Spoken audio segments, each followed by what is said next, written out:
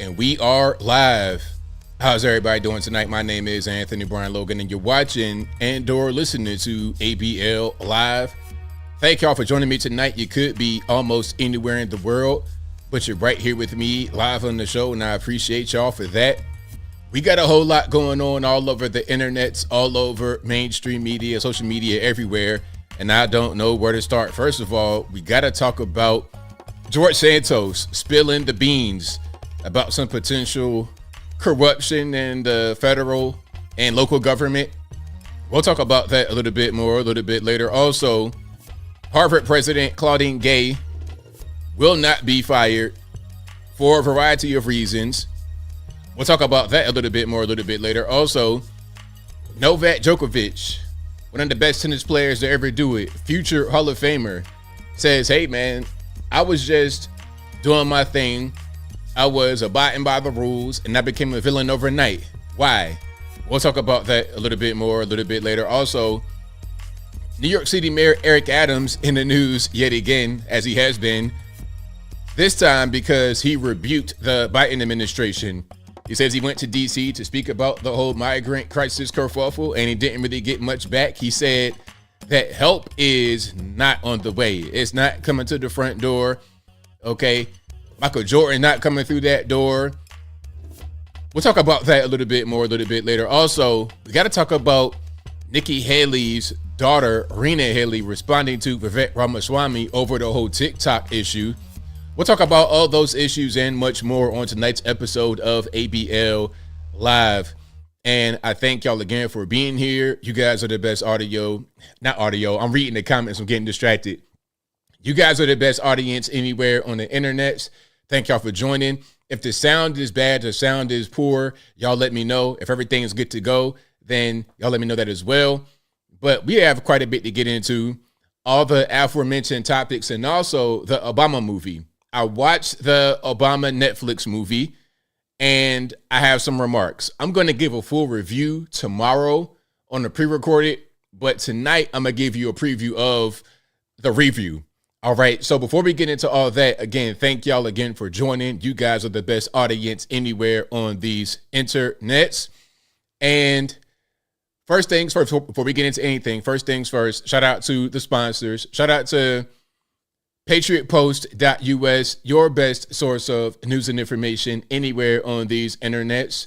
Their link will be in the description, or just go to patriotpost.us in your browser. Tell them that ABL sent you. Also, go to the merch website, ablmerch.com. That is ablmerch.com. We get the hats, t-shirts, stickers, hoodies, mugs, and more right there on the website, ablmerch.com. Also, go to my regular website, anthonyblogan.com. That is ANTHONY, the letter B, LOGAN.com. Go to the front page of the website. You'll be able to see articles for each video that I produce. And in each article, you'll have links and videos and a whole lot more related to the topic at hand. Again, AnthonyBLogan.com. Also, go to AnthonyBLogan.com/contact to find my email address, my snail mail address, my UPS box, my social media accounts, my Facebook, Twitter, never going to call it X. What else? Twitter, Facebook, Instagram. All that good stuff is right there on the contact page, AnthonyBLogan.com/contact.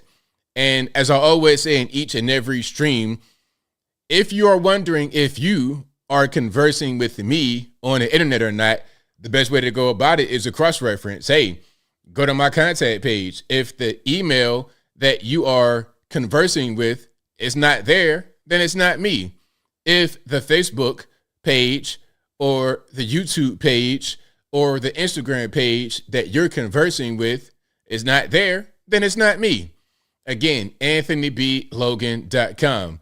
Nobody has time to get got by these Nigerian scammers, by these old Soviet bloc, Lithuania, Poland. Don't nobody got time for these old school, new school, whatever school scammers to take all your hard-earned monies, okay? I don't want to have any of you guys email me again, because I have gotten emails from some of y'all talking about, oh, well, I thought it was you. I gave them my social security check. It's not my fault, okay? please, please, please protect yourself.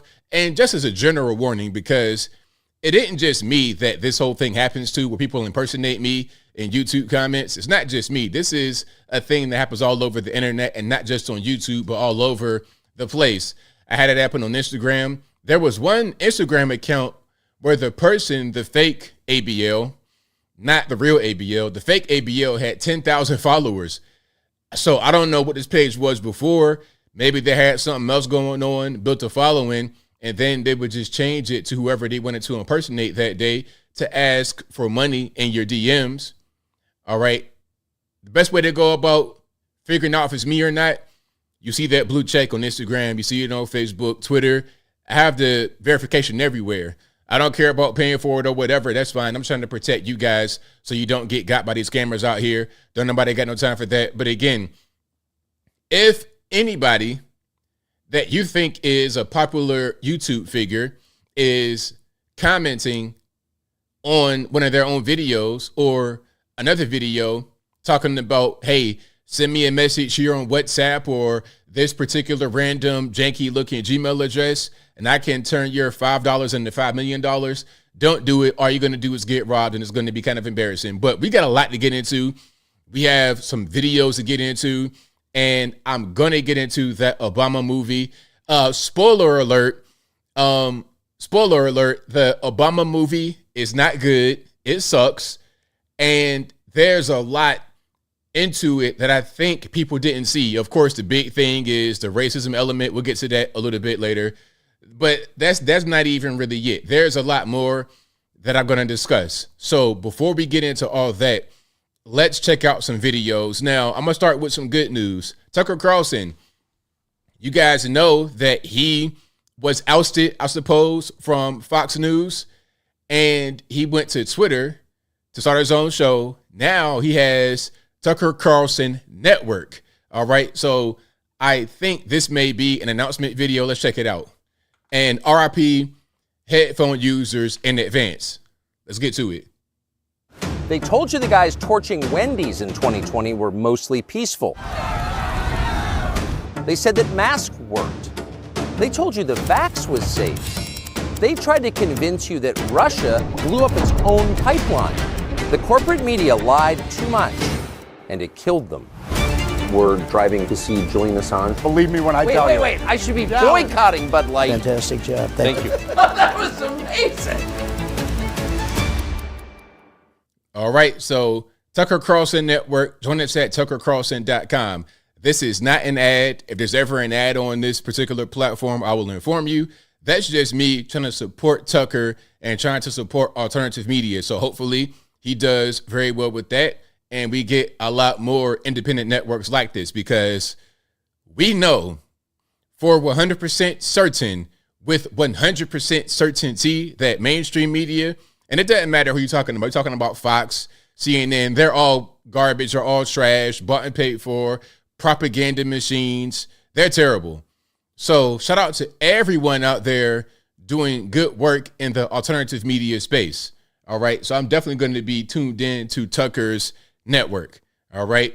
So shout out to Tucker Carlson and TCN. We need more places like that for real information, for real news.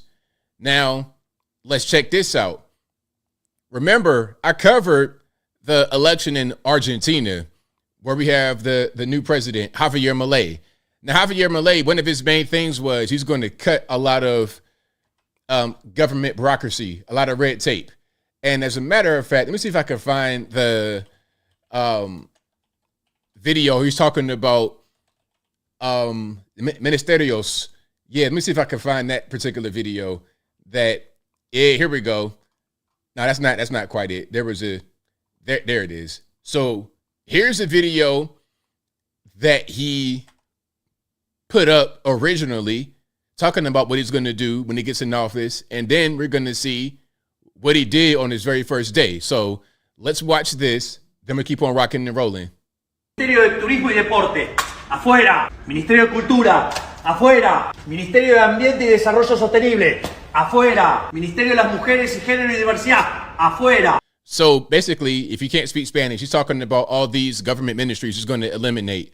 the Ministry of Women, Ministry of Public Works. Ministerio de Obras Públicas, afuera, aunque te resistas. Ministerio de Ciencia y Tecnología e Innovación. Ministry of Science, Technology, Innovation, out. Afuera. Ministerio de Trabajo, Empleo y Seguridad Social. Afuera. Ministerio de Educación. Adoctrinamiento. Ministry of Education, Indoctrination, out.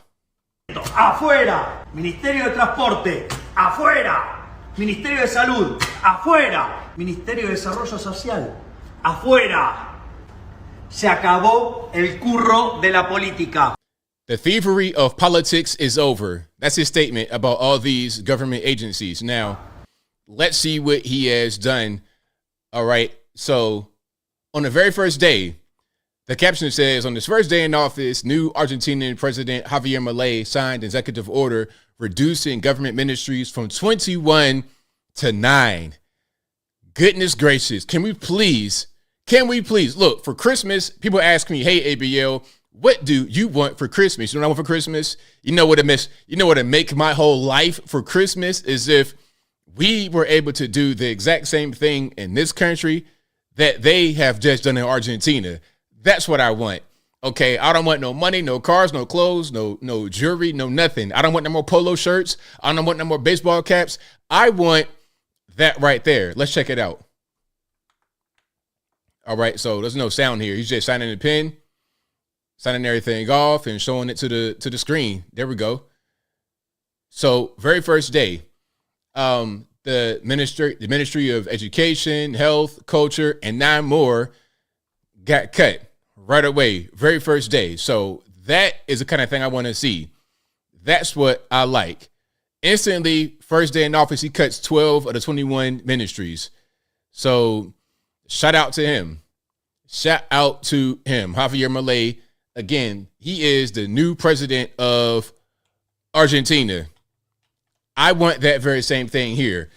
Now, I'm kind of living in reality. I mean, living in fantasy, not reality when it comes to that, because I'm thinking about what we could have over here if we cut a lot of these agencies, if we cut this administration and that administration, and not just cut the agencies, not just cut the bureaucracy and the red tape, but also remove a lot of the power. We'll get into the power that they have in a minute once we get to George Santos and his comments. But let's come back to reality in the USA and take a gander at what's happening with our own government here. This is going to be Chucky Boy, Chuck Schumer. Let's check it out. If he gets the help he needs, he will win. On the other hand, he made it clear, and we all made it clear, that if we lose, Putin wins. And this will be very, very dangerous for the United States. So we cannot let Putin influence through any surrogate what we need to do for Ukraine. He also made one other point. He needs the aid quickly. If we don't give the aid quickly, several things will happen. First, the military needs, but second, Europe and many other allies will say, what is going on here? They're not giving them the aid. Thank you. So yeah, that's what we're doing over here. We're just focused on not necessarily the American people, the people that are hardworking, tax-paying citizens who were born here, who are not lawbreakers and criminals and whatnot. We're not worried about that too much over here. We're worried about foreign nations and making sure they get their money from our pocket, the money that they're not entitled to, but they feel like they are entitled to. Okay, so that's what's happening here. Now let's keep on going. All right, and make sure I'm in the right place. Now this is what's happening out there in Los Angeles. There's a ceasefire protest. Now, from what I read, these are Jewish people doing this. And this was crazy. And I'm not trying to be anti-Semitic, because I know somebody's going to say, oh, he said they're Jewish, he's being anti-Semitic. If he says they're Jewish and he doesn't like what they did, he's an anti-Semite. But anyway, which is ridiculous. But they blocked off the road in Los Angeles. And the road they blocked, you had 2 big school buses right there, yellow school buses. Now, I'm not sure if we got little kids or whatever. And that's going to be an issue, because if they're going either to school or from school, it's a problem. If you're going to school, now I'm late, I'm not getting my education. If I'm coming home, then you have parents waiting for their kids, and they're like, hey, where's little Johnny at? It's 3:45 and the bus hadn't arrived. What's happening? But let's watch this. And now, was that on the 110? Thank you, Joe Mama. Great name, by the way. The drivers that were there, we take a look. This was just about 15, 20 minutes ago. You can see here, this was before there was really any. Now, I'm trying to read what their shirts say. I think it says not our something. I want to say not our war, but I see 4 letters. Not on our watch. I don't know what they said, but maybe we'll see in a minute as we keep on going. Law enforcement officers down there, but it appears at least, Oh, man, we getting active. Hey, you know what? I'm not even mad because check it out. I am on the road. You don't know what I got going on in my life. You don't know where I got to go. I mean, you're in the way. I understand you have a protest and you are passionate about what you believe in. I get it 100%. But also get out the road. Okay. You can protest or do whatever you want to do over there. Protest and do whatever you want to do over there. Not right here in the center of the 110 in Los Angeles. Don't nobody had time for that. 2 men there. It looked like they were fighting. I believe it was one protester, possibly one driver, where we don't know what kind of words were being exchanged, but it was pretty heated. That person being slammed down onto the ground there, and then that other participant. So the shirts say not in our name that they have on hoodies. These are people that are on the ground, locked in with each other, blocking the road. Now, I don't know about whatever you're talking about, not in our name, but this car, this F-150 going to be on your back. Are you going to hear is a Coyote engine on top of your head, vroom, vroom, because anybody got time for this. Now, hopefully my skid plate will just knock you down and just roll you over and you won't really be injured, okay? Hopefully you just get rolled over, no injuries, but hey, man, big truck, you in the way, who's going to win? It's an obvious answer. Participant walking away. So we can see very heated emotions down there here during rush hour, as most of those drivers, I'm sure, were probably stuck on the 110 since 9 a.m. when the freeway was shut because of these protesters that sat down across the 110 freeway there. The traffic, looking at the traffic maps, as Kalina had mentioned, is now backed way up all the way into Glendale on the 5 and into Hollywood on the 101. Now, for you guys who are Californians, what does all that mean? Okay, the 101 to 5, like how far is that? How far of a backup is that in miles? Okay, I don't understand necessarily Los Angeles speak about the particular roads they have out there. But I presume that it's going to be a pretty big backup because LA traffic, from what I hear, is always bad. And a thing like this where they're literally blocking the traffic makes it that much worse, exponentially worse. And up into Cypress Park on the 110. So yeah, that is what's happening out there in Los Angeles because, again, they're out there protesting for a ceasefire in Israel, Gaza, whatever you want to call it. And from what I read, these are Jewish people that were out there protesting for a ceasefire. All right. And that is kind of what's happening under the Biden administration. Also, we got some more stuff happening under Biden.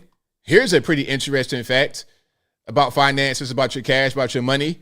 Now, I posted a picture on my social media about housing as far as the comparison between what it costs to rent and when it costs for a new mortgage. All right. So today, if you were to go out there and get a brand new mortgage, there's going to be a difference in what you would pay for that mortgage versus what rent would be. Now, put it on the screen right quick, and then we're going to get to the update here. So check it out. Look at this. You see this chart, this graph? It says cost of renting versus owning. Okay, now, for a while, from, I say, 2010-ish, 2008, after the housing market collapsed, from about 2010 to 2020-ish, 2021-ish, your average new home payment was less than your average new lease payment. Now, of course, there's more into it than a lease payment or the mortgage payment. But look at this here. After, I say, 2021, 2022, Look at how much the average new home payment jumped up versus the average new monthly lease payment. I mean, it's not even close. It's not even close. At one point, I say that might have been 2021, 2022-ish. At one point, the average new lease payment was the equivalent of an average new mortgage at about $2,000. That's what it was. But then, ever since then, in about a couple years, maybe a year and a half, the average new home payment is well beyond $3,000, and the lease payment is still close to $2,000, about $2,100, $2,200, probably about $2,100, compared to well beyond, I say probably about $3,200. That's what's happening in the past couple of years. Now, check it out. Watch this. Mortgage payments on a new home have risen 90% under Biden's presidency. 90%. That's New York Post saying that. Now, build back better. What are we building back? We're building back expensive houses. We're building back very high, sky-high mortgages. We're building back the inability of American taxpayers to live comfortably. Is that what we're building back, Joe?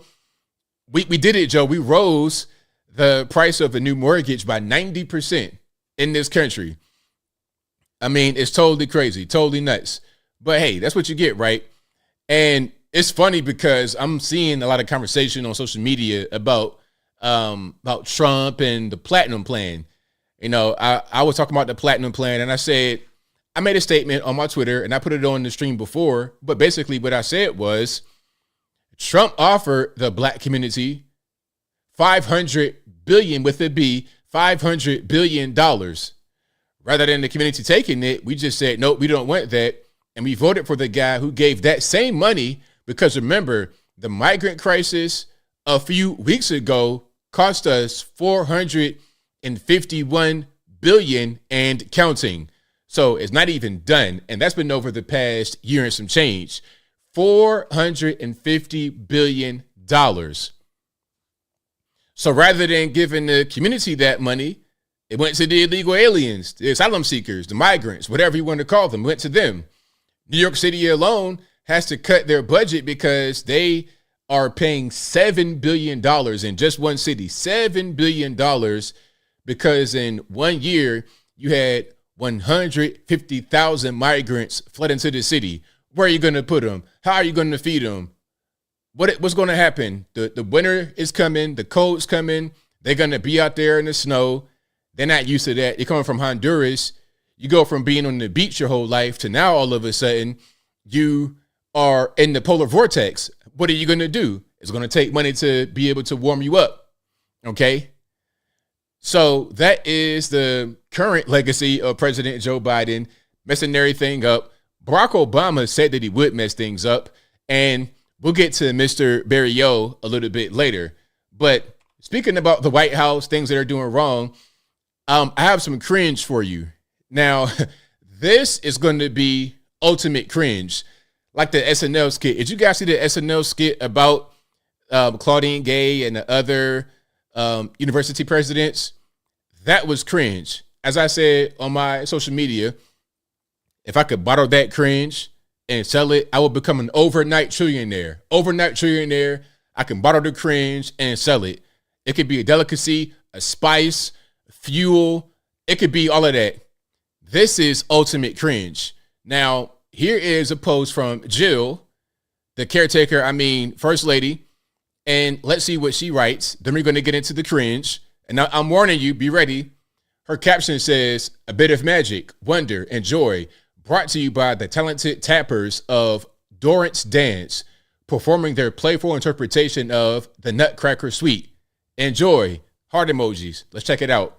And RIP headphone users. RIP people that have eyes and can see.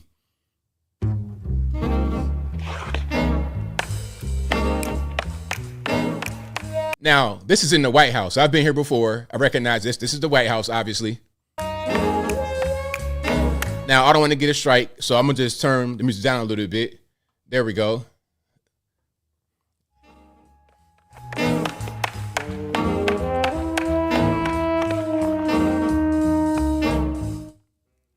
So again, No music because of the strike or potential.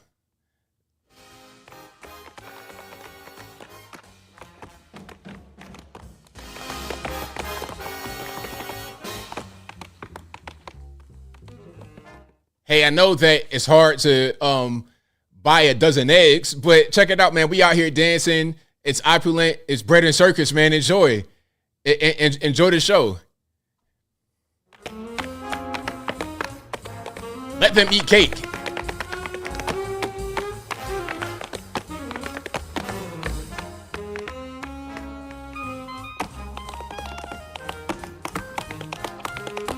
I mean, the dance is not that bad, but it's kind of strange. My man right here, what is he a carnation? Is he a prom carnation? What is going on here? Oh no. Uh-oh, we messing up now. Oh man, the frat bros, the Kappas are gonna be upset at this. Oh no. But hey, it's Joe Biden. He can do whatever he wants. If they didn't get mad at the whole "you ain't black" thing, they won't get mad at that either.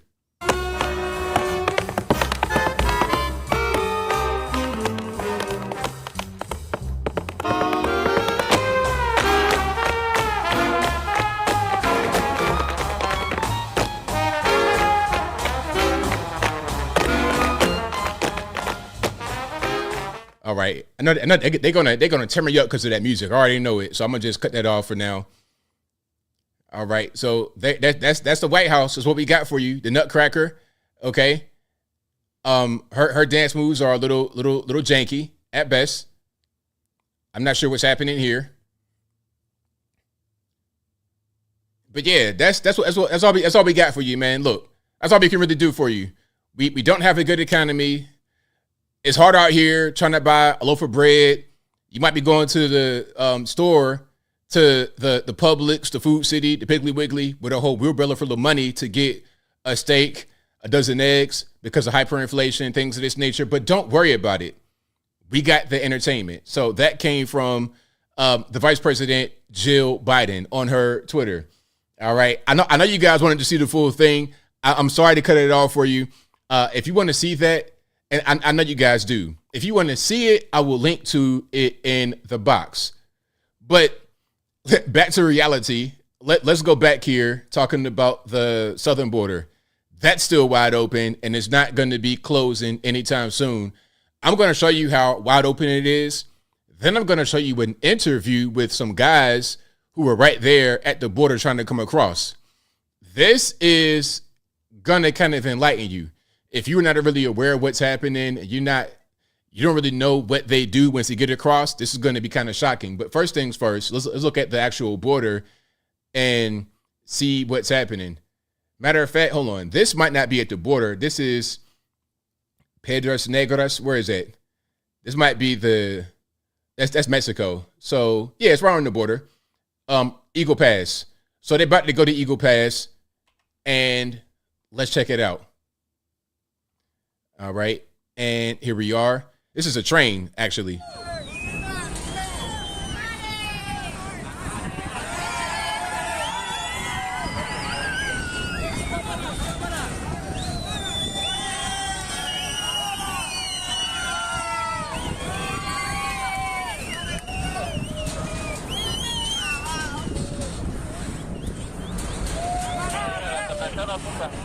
They're also cheerful because, it's weird.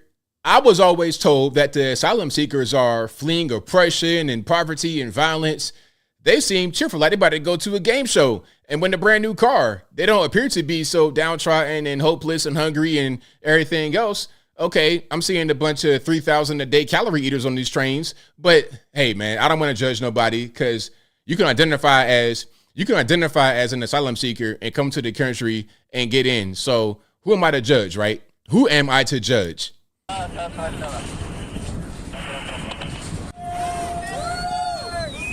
So there we go. That right there. This is a train close to Eagle Pass, Texas in Mexico, right across from Eagle Pass in Mexico.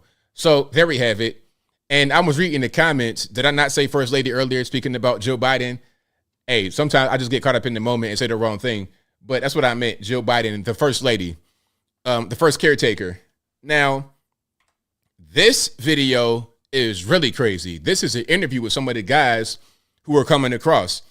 And you know what was funny? When we saw the whole thing with the Haitians and the so-called whipping, which obviously was not a whipping, that was the dumbest. That controversy was one of the dumbest things I've ever seen. I mean, people are just so silly. They don't understand. They think that horse reins were literally whips, and because they're black, they were getting whipped. It's like, where are we at? And it wasn't just the normies on the internet who thought that. That's one thing. A lot of your normies who don't know anything will believe anything.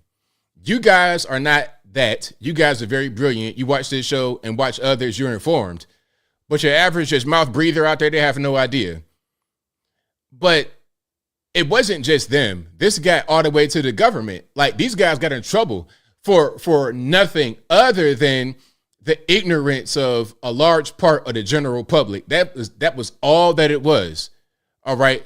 Now, let's go to reality here and speak to some guys that are on the border. And the reason why I was talking about the whole thing with the Haitians is because back then, I remember people were saying, how did Haitians get to Mexico? Because isn't Haiti far away? Isn't it some water in between Haiti and the next country aside from Dominican Republic?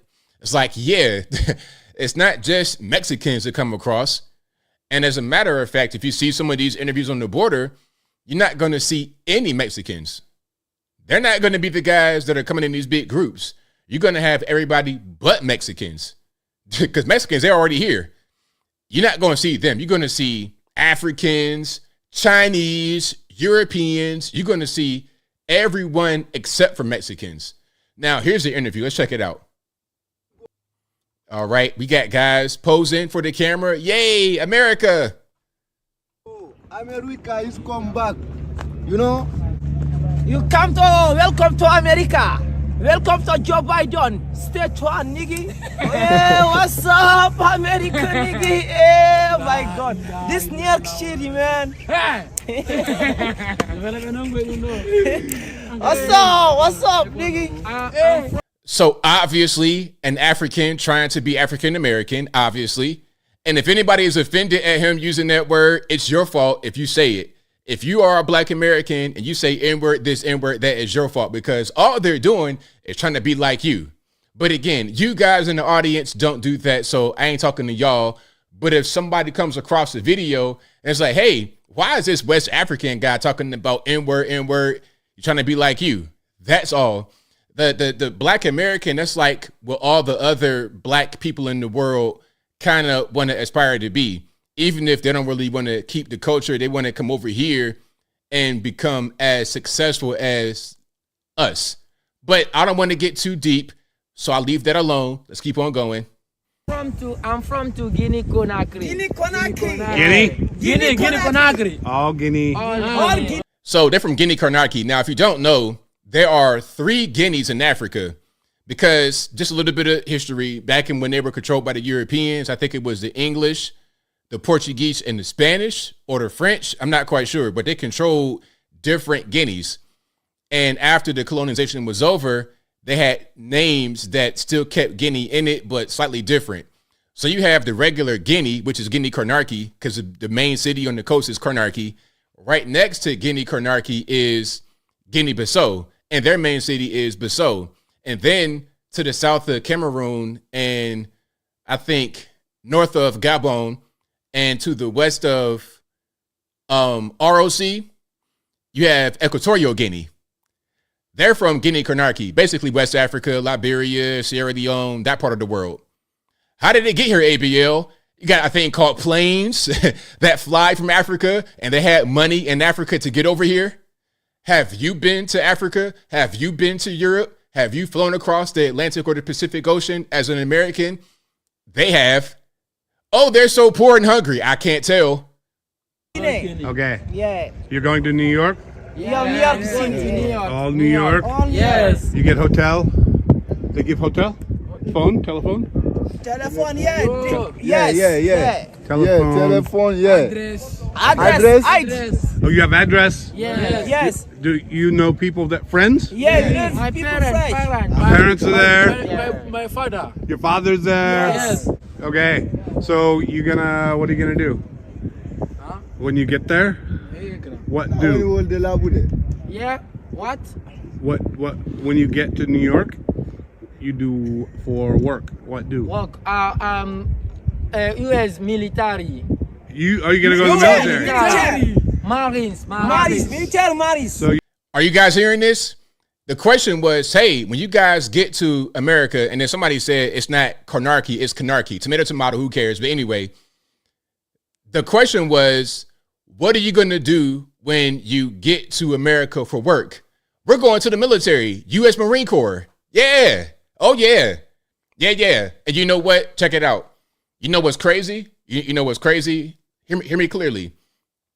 These guys are going to pass the background check, physical exam, and they're enthusiastic. A lot of Americans are not trying to join for legitimate reasons. Leadership is bad. They could do other things rather than join the military. They're not trying to fight in wars. They don't need to. And then if they want to, a lot of times they can't pass background checks. They got backgrounds with drugs, felonies, and they fat, overweight, or whatever. These guys obviously in shape, can fight. They'll be right in the military. Remember, I played the video of Dick Durbin in Illinois, the senator, that says, hey, I support my colleague recommending that we take from the migrant pool and have them become part of the military. That was a policy under W to, quote unquote, fight the war on terror. And that was a policy until 2016. Non-citizens would join the military in exchange for citizenship. That was policy. They're going to bring that back. They're flooding the country with these people. A lot of war age, military age men. They will be in the military. That will be a new military. And as I said before, people are saying, well, look, in a time of a civil war, if the government wanted to crack down on its citizens, the military would not pick up arms against their fellow countrymen. But what if you got guys from Guinea, Africa, West Africa? Do they really care about you like that? Maybe, but maybe not. You're going to go to the Marines. Yeah, military. My Okay. work favorite. Can you make it's very difficult? Is okay? Are you strong? Yeah. John Jonji, na rumenga. You're very strong. Yeah. The Marines are very Marines. tough. Marines are maintainer John Jonji tau. Ça c'est un pular. I don't know what it means, but Fulani. Thank you very much. Fulani, that's their tribe. I think that's what I heard, Fulani. Gracias. Thank you, man. Thank you, nigga. Thank you. Thank you, my big bro. Thank you, N-word. Oh, and by the way, the guys are right there from Guinea, West Africa. They requested the interview with the guy because they saw him out there on the border talking to people. They requested the interview to get on camera and do that. It wasn't just, okay, he's filming and no. They asked, hey, can you film us? Can you give us an interview? Yes, that was what happened. All right. So shout out to Jeff Rainforth. All right. Y'all follow him on Twitter at Liberty_Clarion. Facebook, Real Jeff Rainforth. You see all the socials right there on the screen. Y'all check them out. Eye-opening interview. So you're going to have these guys in the military. Oh, yeah. It's going to happen because they're not meeting the marks. Look, you 10,000 guys short, 15,000 guys short, and you got a bunch of these guys who could join the military. They could fit the physical standards. They're not going to be overweight. These guys are going to be in shape. They can run, jump. They're going to be young, 18, 21, 23, 25. Perfect. Okay. If you just need bodies for the front line, all right, cool. Go ahead. And the problem with that is you got so many guys coming across illegally, in my opinion, that you are going to have a hard time really doing background checks. We have Chinese spies here right now. They're already here. Before the migrant crisis happened, they were already here. We know about Eric Swalwell and, Fang Fang, we know about that. And she went in the military. She was just a spy. She was just out there, fornicating with college guys trying to get intel. But what if you got guys in the military, active duty, who were also Chinese spies? We've seen that. There were 2 guys that got caught in the military who were actually Chinese spies. Let me see if I can find that particular video. And if you like what you are hearing so far, please give the video a thumbs up. Like the video, share the video, do all that good stuff. That'll help me out tremendously. Oh, here it is right here. Look at this. Okay, I found it that quick. Watch this. This is on the DOJ's website. Yeah, it's a DOJ website, a .gov website. 2 U.S. Navy service members arrested for transmitting military information to People's Republic of China. Okay, this was this year, 2023, August 3rd, 2023. Okay, I covered the story, so I'm not making it up. It's right here on the DOJ website. You can see it. So what's going to happen when you get all these guys that come from all over the world, and the number 2 group behind Central America, Mexico, really, are Chinese nationals coming across the southern border, not just coming into the country on an expired visa or something like that, H-1B. I'm talking about walking across Darien Gap on through Central America to Texas. The number 2 group is Chinese nationals. You're going to have more of that if they get into the military. So, hey, man, be careful. And they're telling you what they're going to do right there. And you got Dick Durbin saying the same thing. So the migrants are saying one thing. Guys in the government are saying one thing. They'll come together and they make a deal. Now, let's keep on going here. Oh, in New York, like I said, New York, they had 150,000 of these migrants pour into the city in just about 1 year, maybe about 18 months of time. 150,000 migrants. That's not including anybody that just wants to go to New York and live there. Anybody want to move to New York. That's not including them. That's just migrants coming through. Now, they had to cut city budgets to make the whole thing work. This is not a free thing. It cost them $7 billion to take care of these people. And in the meantime, we have the city falling apart. Let's check this out. Here. All right, let me get it on the screen. In New York City tonight, the emergency playing out right now after part of an apartment building collapsed in the Bronx. The images coming in, firefighters rushing to the scene on Billingsley Terrace in the Morris Heights neighborhood. The stunning sight, one corner of the building simply gone, rooms and furniture exposed there. Police dogs and first responders searching the rubble right now for victims, looking for survivors in what remains. Drones and robots on the scene tonight, neighbors and residents looking on. Authorities going from apartment to apartment of what's still standing there. And there is late word coming in about the staggering number of violations reported in that apartment building. ABC's Trevor Ault leading us off here in New York tonight. Tonight, an urgent search underway after the partial collapse of this New York City apartment building. We got a significant collapse. It's a 6-story, looks like an occupied building. Video shows the corner of the 6-story building having crashed down to the street in the Morris Heights neighborhood of the Bronx. Bedrooms left exposed, residents' personal items dangling into the apartments below.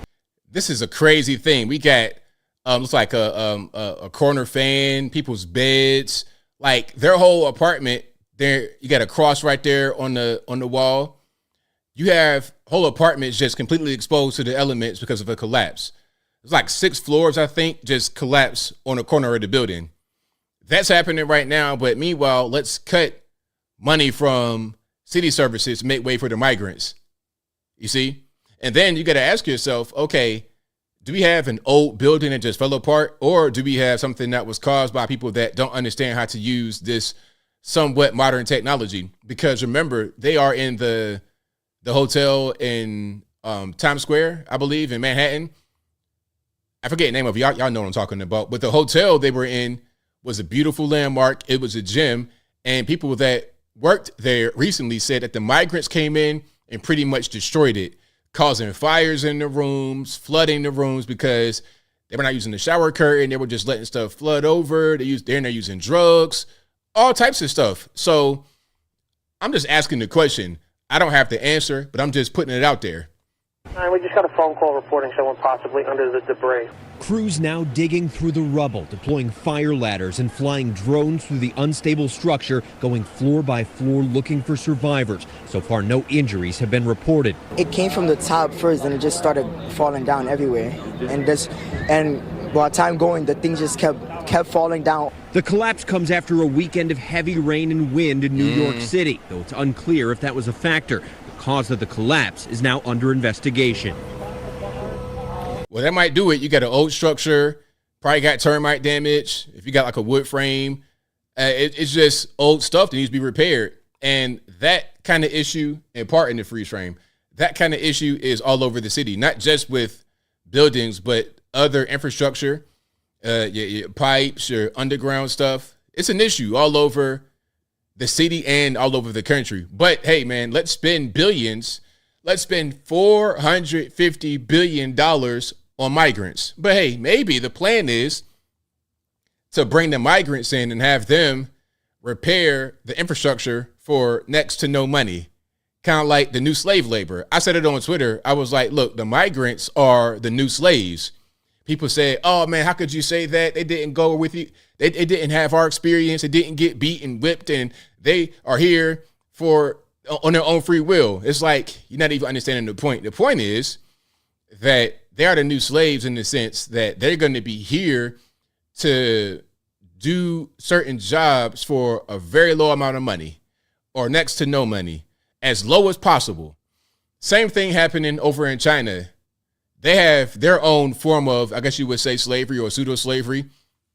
Okay, so you're working in a factory, and they got it down to a science to where you have almost no time at all for yourself. You're dedicated to this factory. You're hunched over a desk 18 hours a day, doing one repetitive task. It's driving you crazy. So crazy that at the Foxconn warehouse or the factory where they make your iPhones and iPads and everything else, they have self-deletion nets. I don't want to say the S word.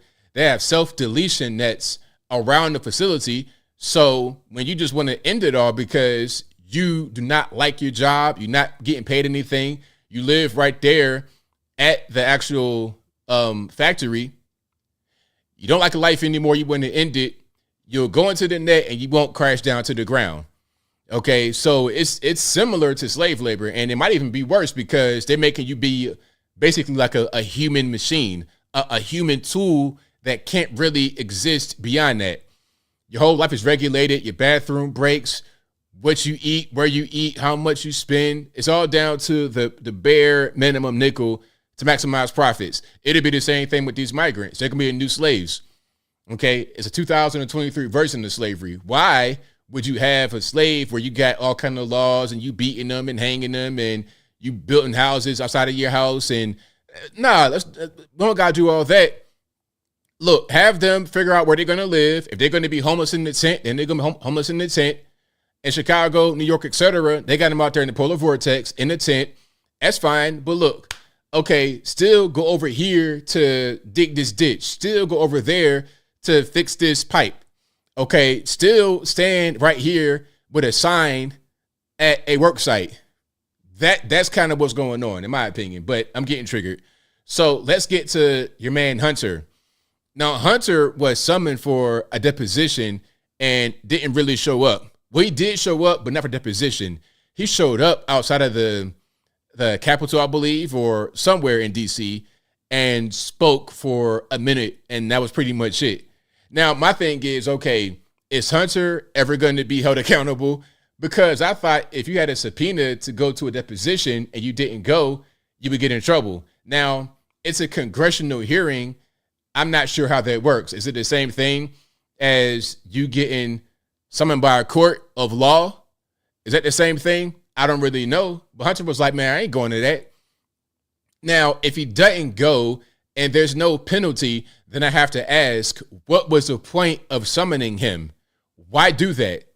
All he's doing right now is giving you his hind parts to kiss. I'm not going to do anything. What are you going to do about it? Yeah, I smoked crack. Yeah, I had a pistol illegally. So what? What are you going to do? It's a question. And it's kind of like we playing chicken with him. Okay, I did this, I did that. Yeah, so what? All right, what are you going to do about it? And the more we don't do anything, the weaker we look in the eyes of the general public, from my point of view. And quite frankly, I'm getting tired of it. They're talking about, okay, we push forward an impeachment inquiry on Joe Biden. Okay, what does that mean? An impeachment inquiry? Like, wasn't that already done? Are we going to impeach him? Are we not going to impeach him? Wake me up when he gets impeached. If he doesn't get impeached and he was not going to get impeached from the very beginning, then why do all this? For what? What is the reason? If you knew from the jump that it wasn't going to get done, why start? Why? I don't understand. But let's just watch this right quick. I do think, there's some funky stuff that goes on Capitol Hill that we don't have in courtrooms. One of them is these fellas are all going away on vacation in a couple of days, right? So it seems to me like they've gotten their schedule screwed up. The sensible way to do this, if you were going to actually have a vote for the impeachment inquiry, is to vote for the impeachment inquiry so that you have it as, the Constitution reposes impeachment authority in the House, not in the Speaker. So you need the House to vote for it. At least there's a good argument that you do. And then you get the president's son. Once you have that nailed down, then you get the president's son a subpoena where it's backed by a vote of the House, and there's more pressure on him to show up and testify, rather than giving him an argument, which they have done, that the subpoena is not legitimate because they hadn't authorized the inquiry yet. But I think this is all a function of they're trying to get their work done and get out of town, and that wouldn't happen in a criminal justice proceeding. Just for the record, your official phrase was some funky stuff. Some funky stuff, indeed. And you're looking at some... I didn't know that in the original Latin, but you know what I mean. I'm sure you could ask ChatGPT while I tell you what you're seeing on your screen. This is the room where Hunter Biden was going to have this deposition. And so now you have the media taking some pictures of basically what is going to be an empty room. I believe we have Miranda Devine with us. Is that right, Miranda? Yes, hi. All right, I'm going to pause that right there. Now, I'm going to try to find what Hunter was talking about, because he did go to the Capitol and say a few words, and he pretty much bounced after that. Here we go. Let's check it out. Already been a 5-year investigation of me. Yet, here I am, Mr. Chairman, taking up your offer when you said we can bring these people in for depositions or committee hearings, whichever they choose. Well, I've chosen. I am here to testify at a public hearing today to answer any of the committee's legitimate questions. Republicans do not want an open process where Americans can see their tactics, expose their baseless inquiry, or hear what I have to say. What are they afraid of? I'm here. I'm ready. Hunter, are you willing to go across the street? So that was pretty much it. Okay. Again, Hunter Biden was summoned for a deposition, and he did not go. He's just like, man, I'm not going to that.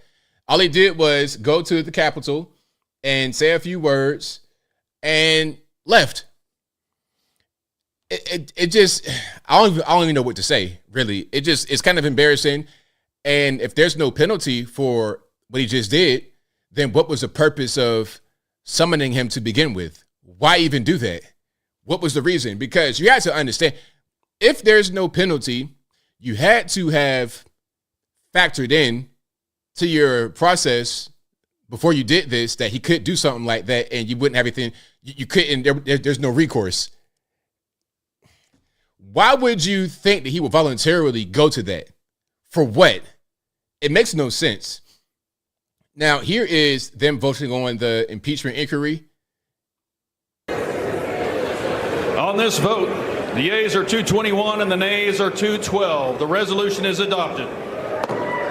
Without objection, the motion to reconsider is laid on the table. All right, there we have it. Okay, so let's see what happens. Again, that's the Biden impeachment inquiry. So they're going to just find out, okay, if we're going to impeach him or not. I think that's going to go nowhere. it's going to be hard to actually impeach Joe Biden, let alone to get him convicted. Because remember, there's two things here. First, the impeachment, because we know Trump got impeached twice, but he beat both cases. So I don't see how it would be any different here. They're barely able to get him impeached. They're struggling to get to the impeachment phase.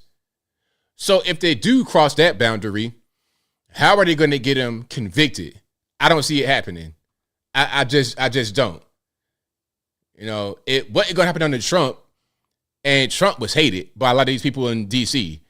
And Biden, they want to protect. So they definitely won't impeach him. All right. But if you like what you're hearing so far, please give the video a thumbs up. Like the video, share the video, do all that good stuff. That'll help me out tremendously. Now, we're going to get to the Harvard president, Claudine Gay. Now, Claudine Gay, she black. She is the president of Harvard who just got selected to be the president in July of this year. Now, there's a lot of things about her, a lot of allegations, and some things that could be true. Let me just pull her out right quick so you can see who I'm talking about, Claudine Gay. Now, she is not gay, actually. She's married to a man. So she does not have the LGBT part. But if you saw her hairstyle and you hear the name Gay, you might think that she's gay, but she's not. She's married to a man, the white man, of course. Nothing against that, but I'm just saying that's usually how the woke types are. They talk about white, then you're married to a white person. But anyway, I'm getting ahead of myself. She is a president of Harvard. Now, she attended a congressional hearing on campus anti-Semitism. It was not just her who was there getting asked questions by the likes of the New York House Rep. Who was that? Elise Stefanik. Not just her. You also had two other presidents and a professor. You had the president of Penn. I think that's Liz McGill. The president of MIT. I forget her name. You guys know what I'm talking about. And a professor at another college in D.C., American University. And she's a professor of Jewish studies. These are all women. All four people are women, including three presidents of universities. Now, my question I had was this. Were they selected to be part of this hearing because they're women? Or is academia at this point a matriarchy? Which one is it? And then if we're going to ask the question about diversity, equity, and inclusion when it comes to Claudine Gay, then the same thing must be asked of the other professors who all just happen to be women.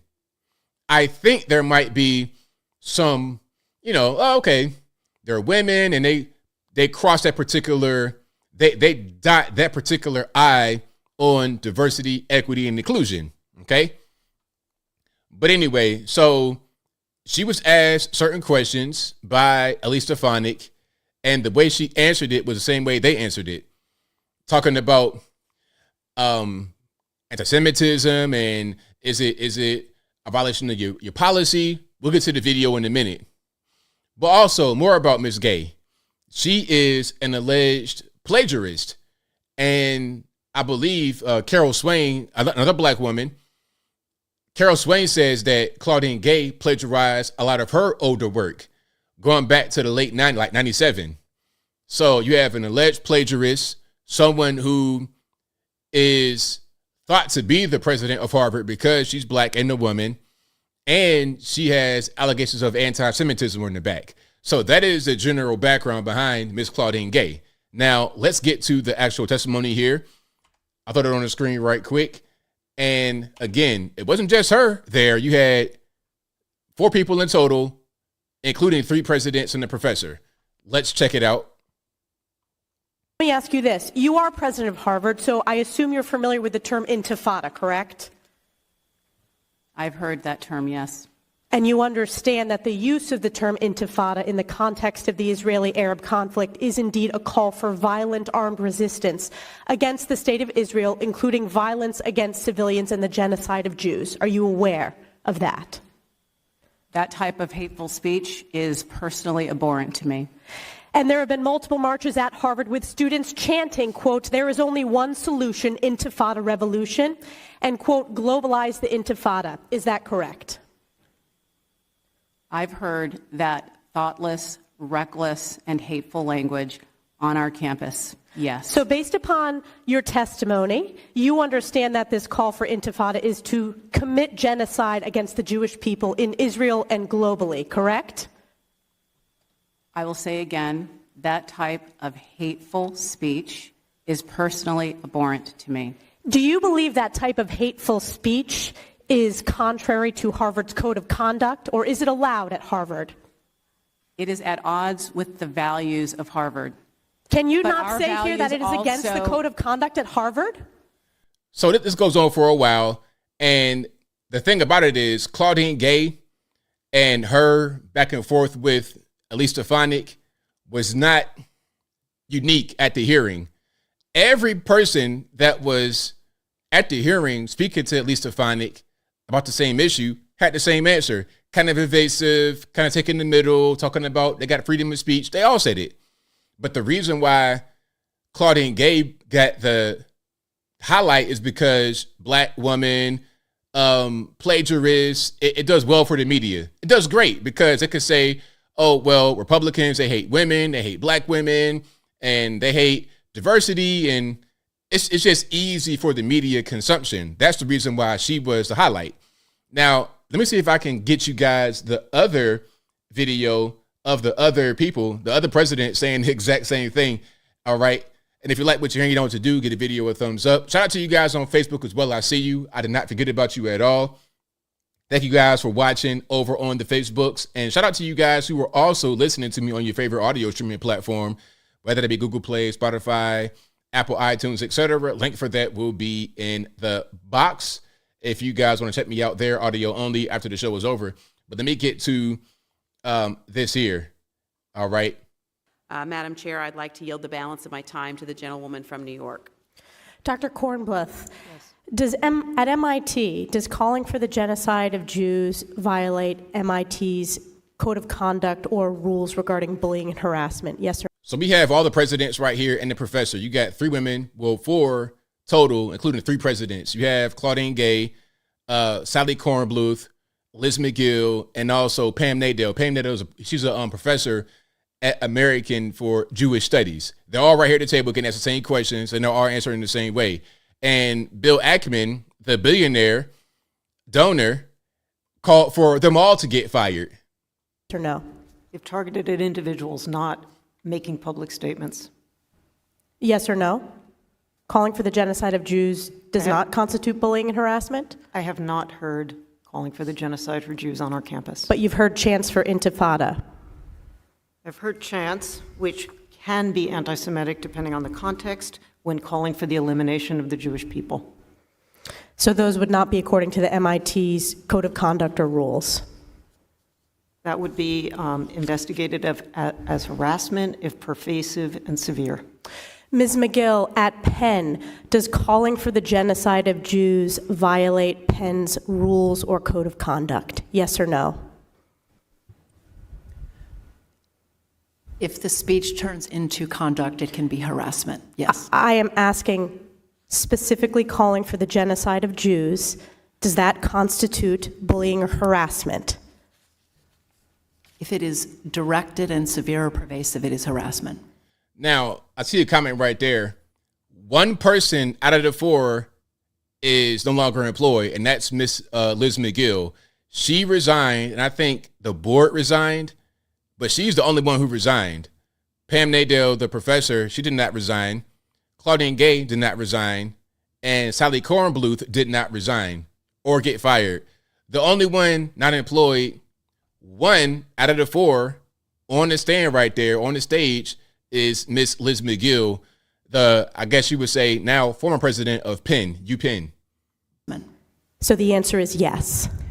It is a context-dependent decision, Congress. They all said the same thing. That's the point I'm trying to make. All right. But again, the reason why this lady right here, hold on, the reason why she became the face of it on the news is because it makes for good click. Hey, black woman, First black president at Harvard, 370 years, all this and that. That's the whole thing. And by the way, Elise Stefanik is a Harvard alum. She graduated in 06. So that's a little bit of, bias there. But anyway, I digress. Nothing will happen. Look, this is not an issue that is widely supported on a bipartisan level. It's really, it's a weird thing because the whole issue of Israel and defending Israel is a mostly conservative issue, and also some Jewish people, but not even all Jews agree. A lot of your liberal Jews, which are the majority of Jews, put it to you this way. Jews in America vote like 75% for the Democratic Party, okay?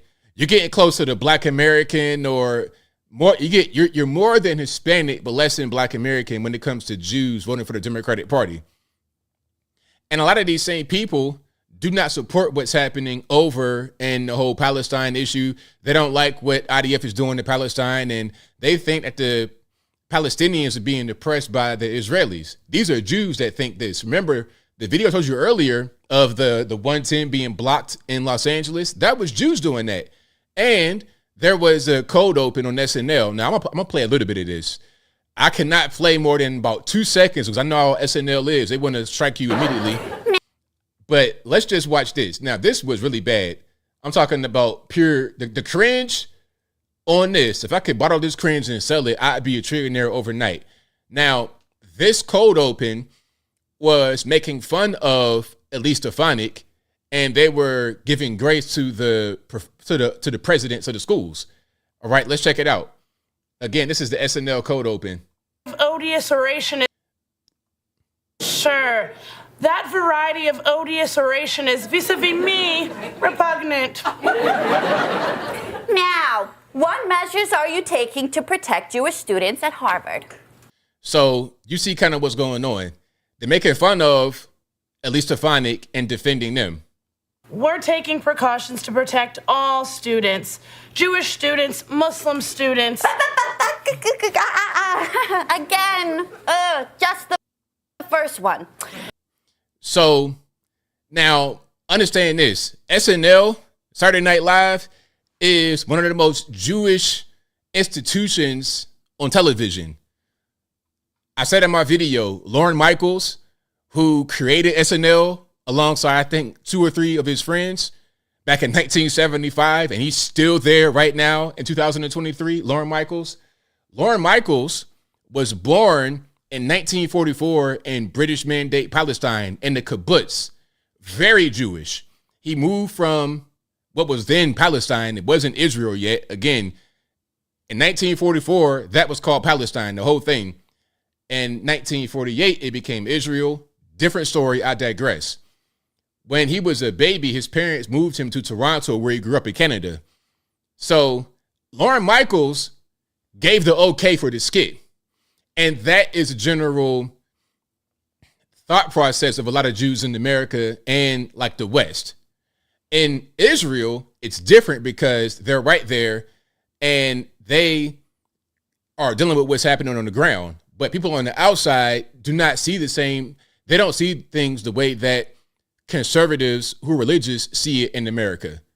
Conservatives here see Israel as the Holy Land and they can't do any wrong, but nobody else does. And that is a problem. So when you call them for a Claudine Gay to get fired, understand that you're not going to have any support. You're only going to have support among conservative voices. And how do we have any power in academia? We have no power in academia. It's been controlled by the matriarchy and the LGBT and the unholy alliance. Conservatives have no place in academia at all. So when you try to say, oh, fire her, man, please, they are not going to do it. They're not going to do it. Now, if you act up in academia, Mr. Conservative guy, oh, you're toast. You're finished. Okay? You see how hard it is right now to get the Transformers off of the swim team. So how are you going to get a president fired at Harvard? Man, come on. Let's stop. But if you like what you're hearing so far, please give the video a thumbs up. Like the video, share the video, do all that good stuff. That'll help me out tremendously. All right. Was Joe also born in 1944? That's pretty interesting. Joe Biden, Creepy Joe. Now let's talk about your main man Novak Djokovic. Remember, Novak, he was in the media at the beginning of 2022, almost 2 years ago, because he refused to get the vax. Now, Novak, he obviously one of the best tennis players ever. He was in Australia for the Australian Open. This is one of their big dances, if not the big dance in tennis. And he was going to play, obviously. One of the best tennis players to ever do it. At his prime, he was going to play. And he could have won. But because he refused to get the vax, there was some controversy. You see, they gave him an exception. Remember that whole thing? Look, I will never forget what they did during this whole lockdown kerfuffle. Remember what they did at, I believe, Madison Square Garden, where if you did not have the vax, you couldn't go into the building unless you were on the team. Like, it was a whole thing. Like, they kind of loosened it up. First, it was, okay, if you don't have the vax, you can't enter the building at all. If you were, or not, what was it? Y'all help me out. I think it was you couldn't go into the building if you were on the team playing basketball unless you were vaxxed. But the people in the crowd could without being vaxxed. The dumbest thing ever. But anyway, there was all kind of exceptions and rules for this person or that person or this profession, that profession. There was all kind of things that didn't make any sense during this whole time. Now, Novak got an exception in Australia to play in the Australian Open without being vaxxed. But Australians and some of the politicians said, hey, that's not fair. That's exceptionalism. So rather than allowing him to stay in the country and play in the game, he got deported. He couldn't play in the game because he was not vaxxed. He was a villain overnight. And he was like, how am I a villain? I did what they asked me to do. I got my exception and took it away and I got deported, but I'm the villain. It looks like they did something to me, but let's see what he has to say here. Yeah, shout out to Kyrie Irving. Kyrie was right. Kanye was right. Oh, yes, they were. Oh, yes, he is. Oh, yeah. And, you know, sometimes guys get called crazy, mentally unstable, and sometimes they're right. Sometimes guys are crazy. A little bit, you know, a few trees short of a forest, a few crayons short of an entire 64-account box. They're a little bit off their rocker, okay? They're a little bit, they're about 75% off, okay? But sometimes these guys are not crazy. They are just misunderstood, ahead of their time, and they're saying things that the general public doesn't really want to believe in the moment. People are gripped with fear, and they don't understand how to process their feelings. Someone comes along and says, hey, I think this, I believe this. I think, here's my opinion. They get booed off the stage. They're not taken seriously. And then when you look back 5 years later, 10 years later, I'm sorry, you were right the whole time. But let's watch this from Novak Djokovic. Your tennis is so precise and crisp. How do you handle it when you make these sort of errors and lapses, when you break a racket or when your emotions get the better of you? Now, I got to pause it a lot because this is 60 minutes and they're going to try to give me a copyright. But to answer the question about what did Kyrie say, Kyrie Irving, of course, played basketball for the at the time, New Jersey Nets. Nah, it wasn't New Jersey. It was the Brooklyn Nets. They used to play in New Jersey, and then they went to Brooklyn. And he did not want to get the vax because it was a rule. If you were an employee working in New York City, you had to be vaccinated. And he didn't want to do it. And as a result, he did not play for the majority of the season. Then he wound up getting traded. It was a whole big thing that happened. But obviously, he was right to not get the vax because the vax mandate wound up being taken away. Although the virus has not gone anywhere, it's still here with us. But the mandate being taken away, it got taken away eventually. And he was able to come back and play on the team in the same place where he had always been. And then it was crazy because Kyrie couldn't play in the game, but he could sit on the bench next to his teammates in plain clothes. The dumbest thing in the world. But let's get back to my man Novak. Well, look, I've broken records in my life, no doubt about it, and I'm not proud about that, and I'm ashamed of myself when I do that, no doubt. But at the same time, I accept myself as a flawed human being. Djokovic found controversy of a larger scale in early 2022. Unvaccinated, he got an exemption to play the Australian Open at a time when the country was coming out of a long COVID lockdown. But after public outcry, Djokovic was deported, making for a global news event. That whole thing was that whole time was totally crazy. Totally crazy. How much of a toll did that whole controversy take on you? It did. I was basically declared as a villain of the world, and... You sense that? Of course, and I had basically, most of the world against me. I had that kind of experience on the tennis court with crowds that were not maybe cheering me on, but I never had this particular experience before. Yeah, like how do you deal with that? Because you're just doing your job. You're just trying to follow some rules. You have your own personal health conditions and medical things, medical guidelines for yourself, and you want to follow those things. And as a result of it, now you're getting demonized, and you can't really win. He was in a no-win situation.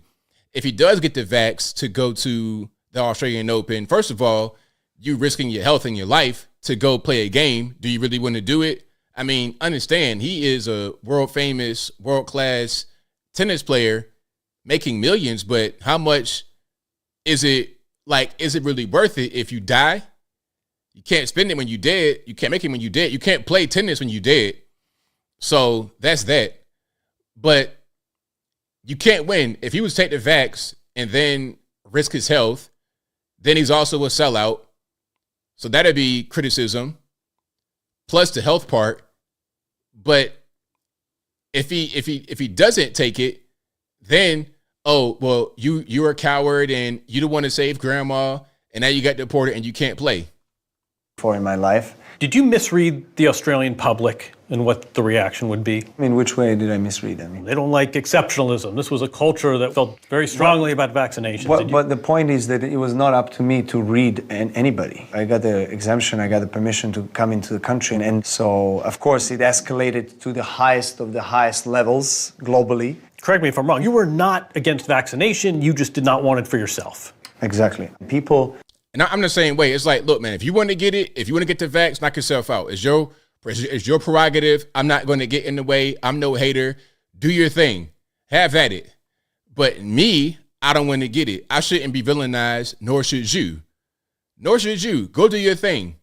Now, I think you should have warnings and you should have notifications like, okay, if you get this, it might hurt you. That should go on. But to be villainized for taking it or not taking it, and to have your livelihood taken away, you can't work, you can't do this, you can't travel, that's crazy. That's totally crazy. Try to, declare me as an anti-vax. I'm not anti-vax. No, I'm pro-vax. I'm pro freedom to choose. Exactly. So shout out to Novak Djokovic, again, world famous tennis player who was deported from Australia after he got an exception to be there to play in the Australian Open in 2022. This was like January 2002, so almost 2 years ago. Time flies. The scamdemic, we're almost at the 3-year anniversary, I believe. Or was it 4 years? 4 years, because it started in March 2020.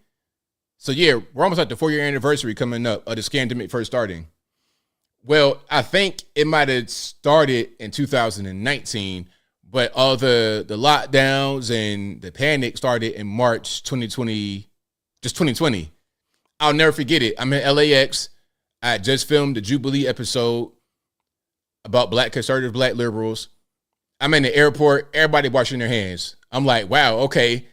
I mean, do y'all normally not wash your hands? You go to the bathroom, you touching your thing, you wiping yourself, and you touching all kind of other stuff in the airport, which is a gross place, and you ain't washing your hands. All of a sudden now, everybody was washing their hands when the virus first broke. And I would notice a drop off when I go to a public place where I travel, go in the airport, I'm in the bathroom.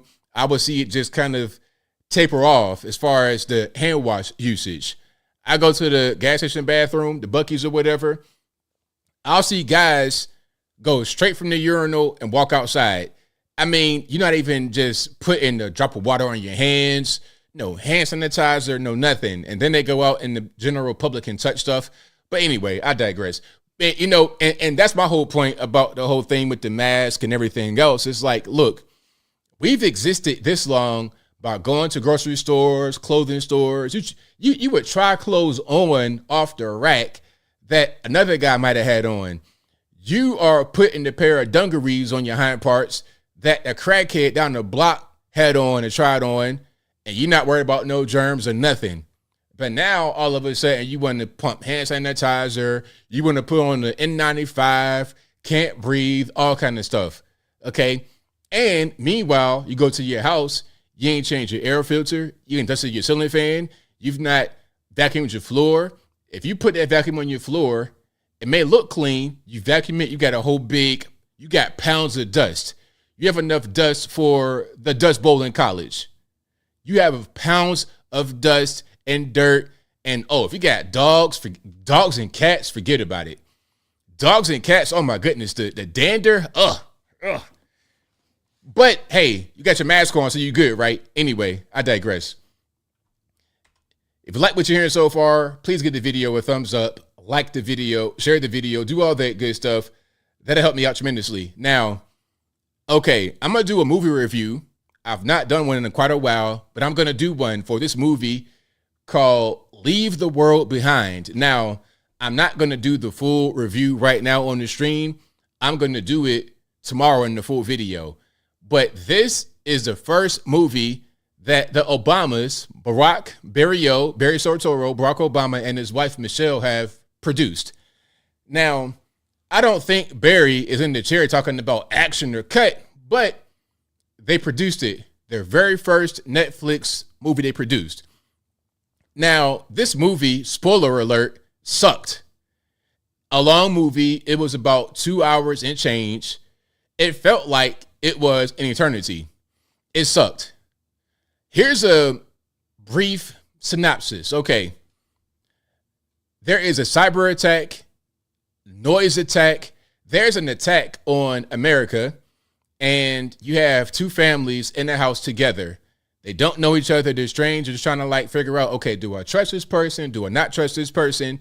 Now, one family is white. The other one is black.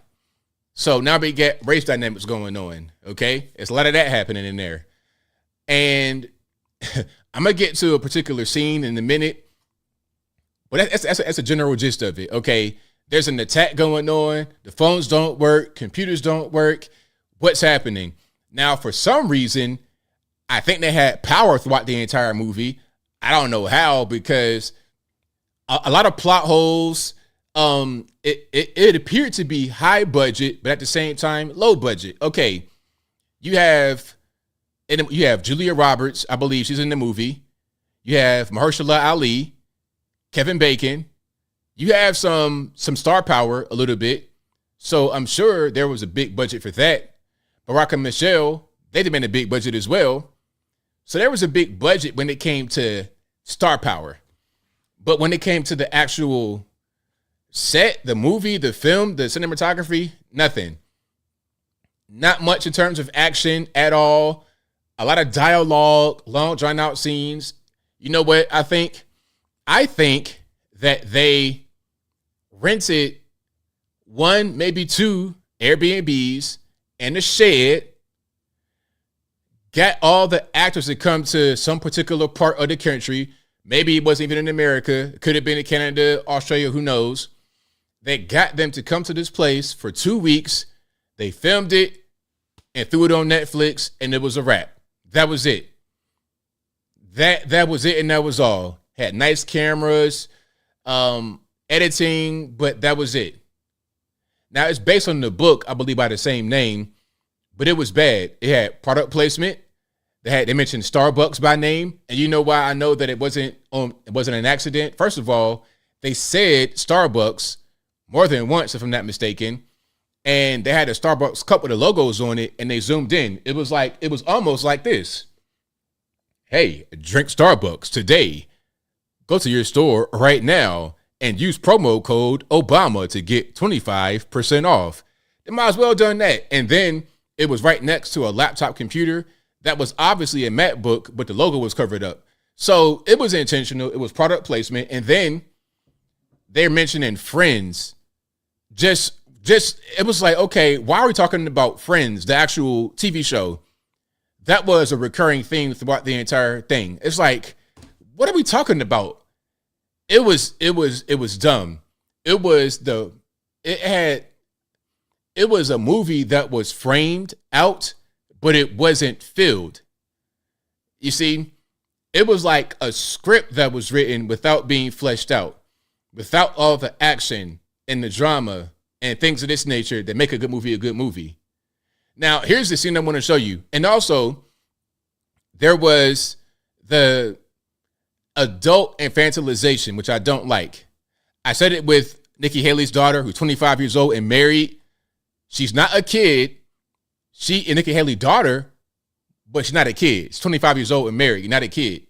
Now, this scene right here kind of went viral, featuring Mahershala Ali and his daughter. Yes, in the movie, that's his daughter. She is at least 26 years old. In the movie, she has a tattoo on her shoulders, and I said 1996 right here. They did a tight shot of her tattoo to tell you just how old she was. At least 26 years old, if not 27. Now, how many people that are this age would be in the bed with their dad like this because they're scared? Okay, you got the world ending, you got things going on, you got bad noises hurting your ears. I'm scared. Can I get in the bed with you? At 27 years old.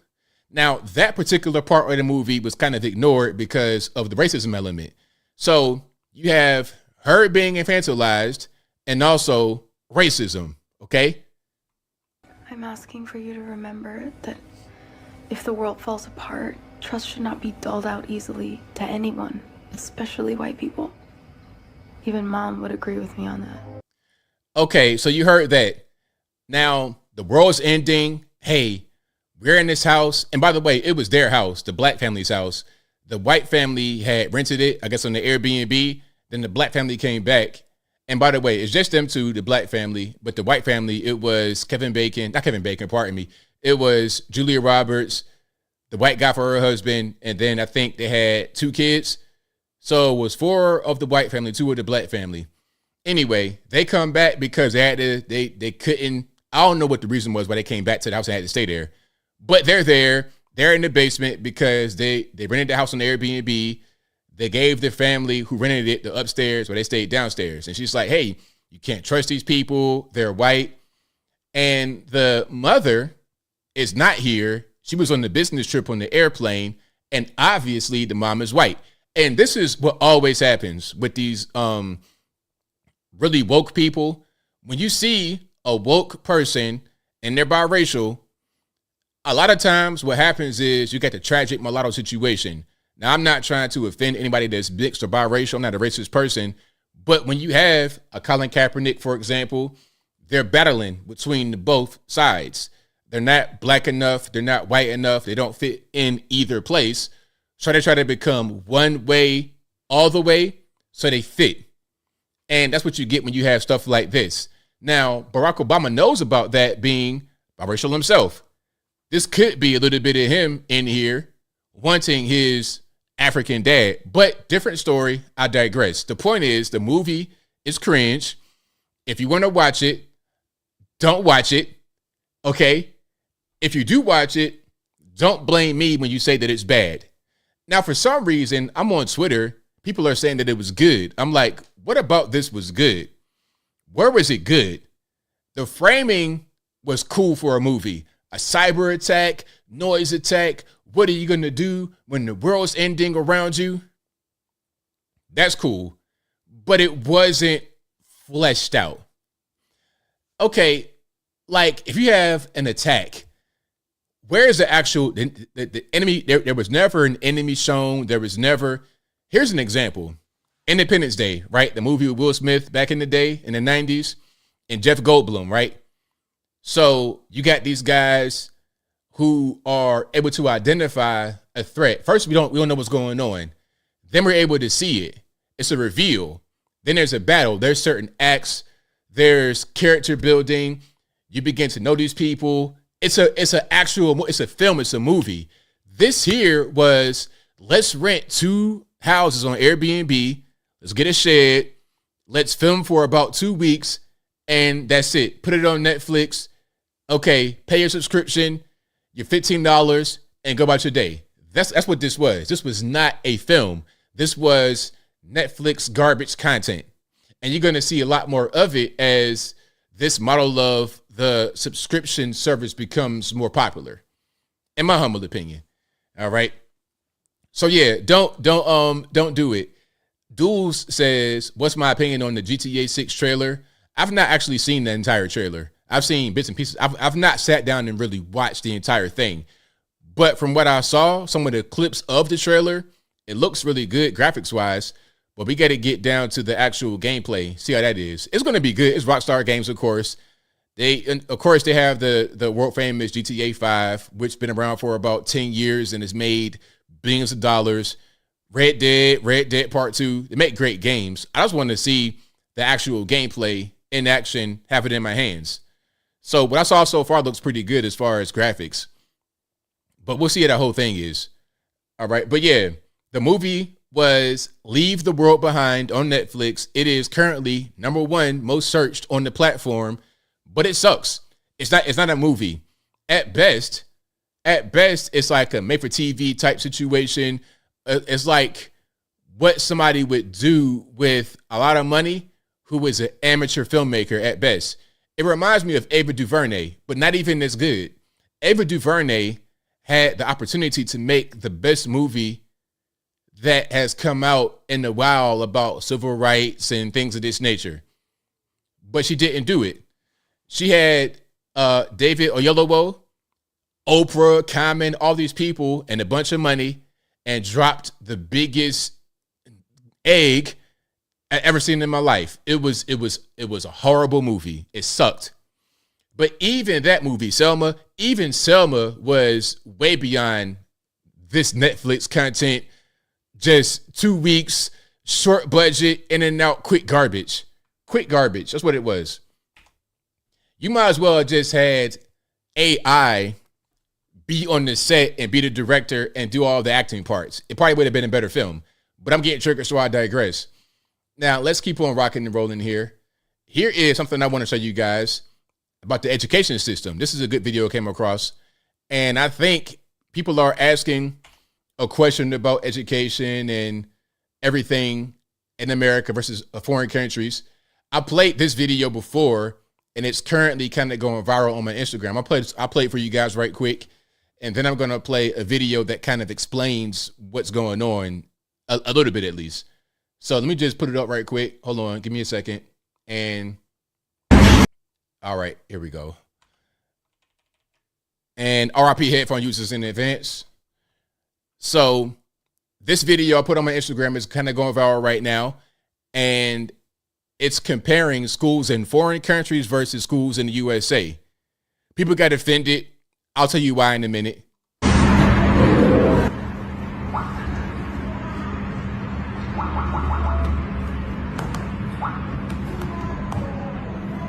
So you see the little the Chinese boy right here doing advanced math and whatnot at a young age on this tablet.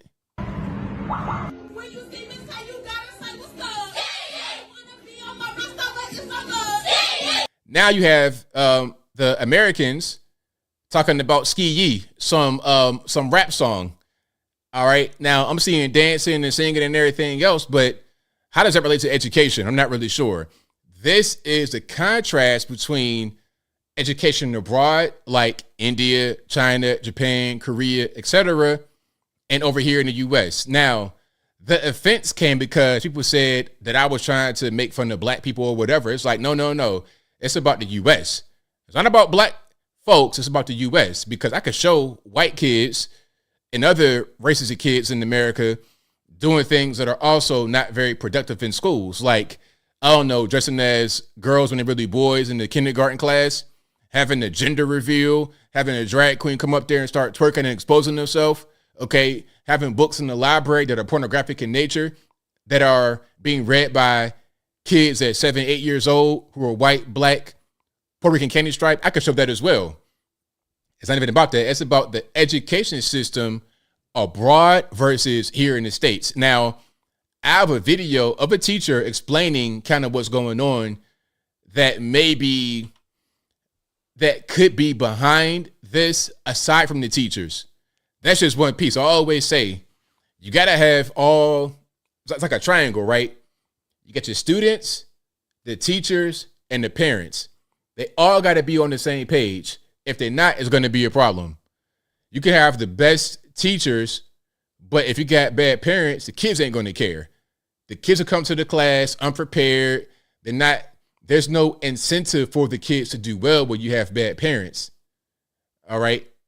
If you got a bad teacher, you could have good kids and good parents, but you're not really getting your full education. You're not really getting a lot from your class when you got a bad teacher. But a lot of times you have bad parents who don't care about their kids at all. Okay, you get a report card and they're checking it. You go home with homework. They don't care. You can just go to your room, play NBA 2K, go outside, play basketball, and that's it. But let's watch this right quick. We need to be reinforcing the same stuff that teachers teach in class at home. I need y'all to get how serious the situation is. Today I have a test. I have students who don't want to show up for the test because they cannot read on grade level and they know the test is going to be hard. Because tests are hard and they can't read on grade level, they're going to engage in problem behaviors. Do you know there's a strong correlation between the level of literacy a person has and behavior problems that they have? Do you know that when I first got into my education class, the first thing they said that prisons will determine how many beds they need based on third grade reading scores?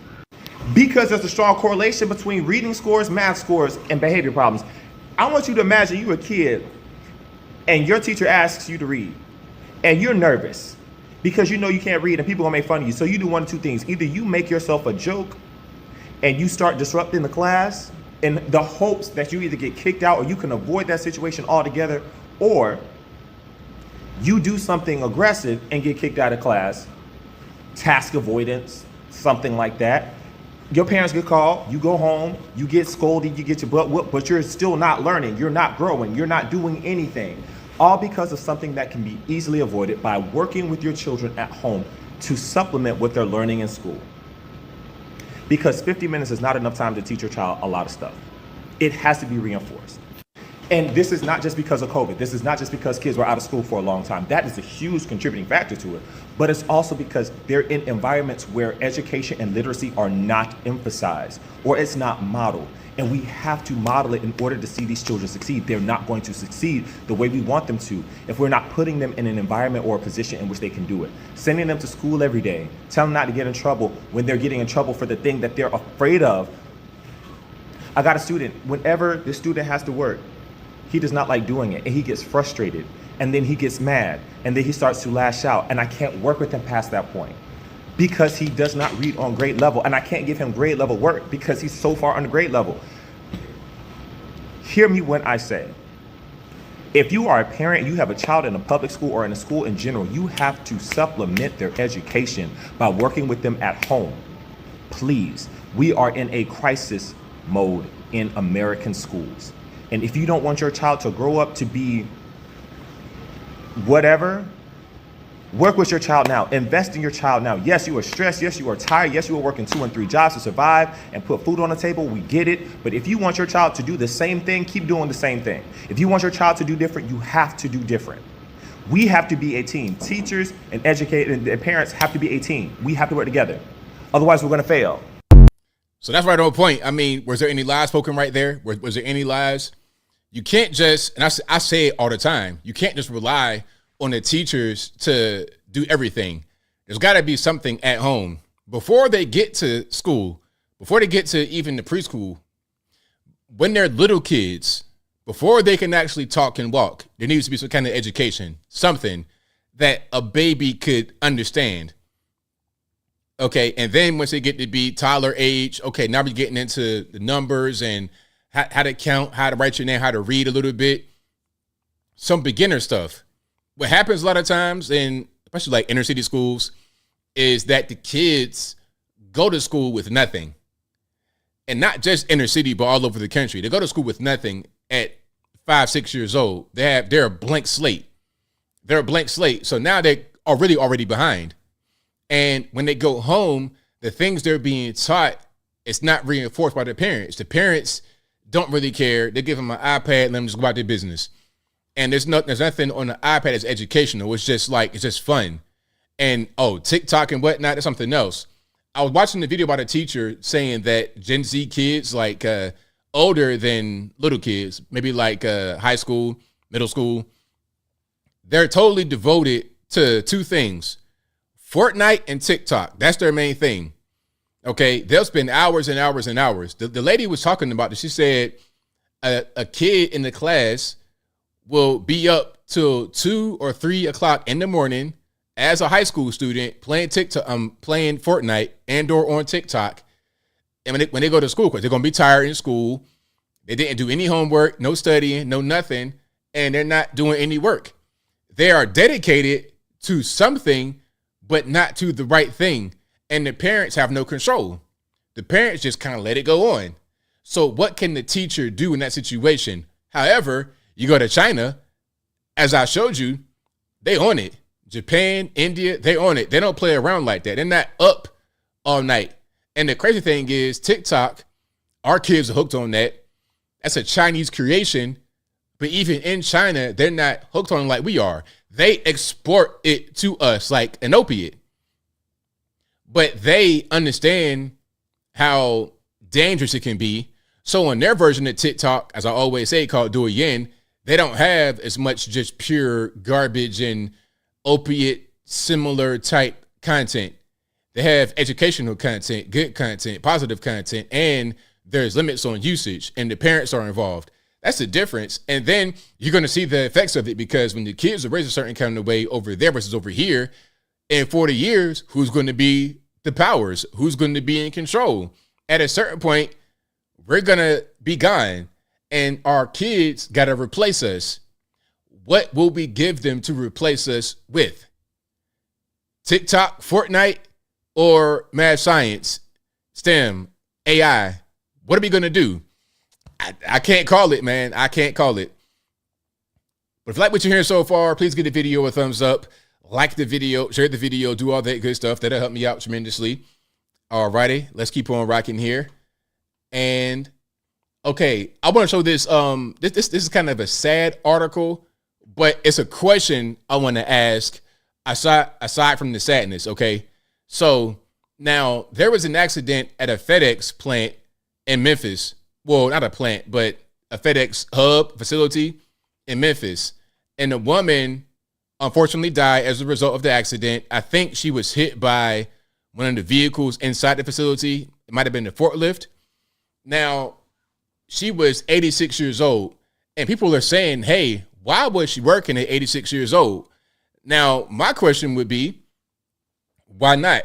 If you can work and it's not causing you health problems, obviously it wasn't. You 86 years old and you're still mobile, because I've seen people that are 86 years old, hunched over, nursing home, and they kind of just surviving every day. If you're able to work and do things and be mobile and be cognizant of what's going on at 86 years old, I say, why not do it? When I get to be that old, I'll work for sure. Because, okay, you can retire, but it's like, okay, now what am I going to do? I mean, I can travel, do things of this nature, but what am I going to do from day to day? I'm not just trying to be in my rocking chair. I'm trying to be just doing things. So if I have a hobby or a job or something, this is why you see people that are elderly volunteer at a hospital, or they might go to Walmart and be a greeter, things of this nature, because they want to be out. They want to be up. They want to be on their feet. A lot of times people will pass away after retirement because they're not active. They're not doing things. So if you could be that old and be up and be mobile, that's a blessing. Now, again, she didn't pass away because she fell or anything like that. She was hit by a vehicle. That could have been a thing that happened to anybody, and it could have been a fatal accident. So Yeah, 86 years old at FedEx. RIP to her. It was an accident, not because she was elderly, it was because she got hit by a vehicle. But if you could be that mobile and you could be fit and you could be alert at that age, I say, why not? Why not? You know, that's my question. Tester tips. What are you going to do if you're not working? Like seriously, from your entire day, your whole time you're awake, your 16, 18 hours, what are you really doing if you don't have work or something? Again, people volunteer. They do something. You know, they got to be, because if you're not, what are you doing?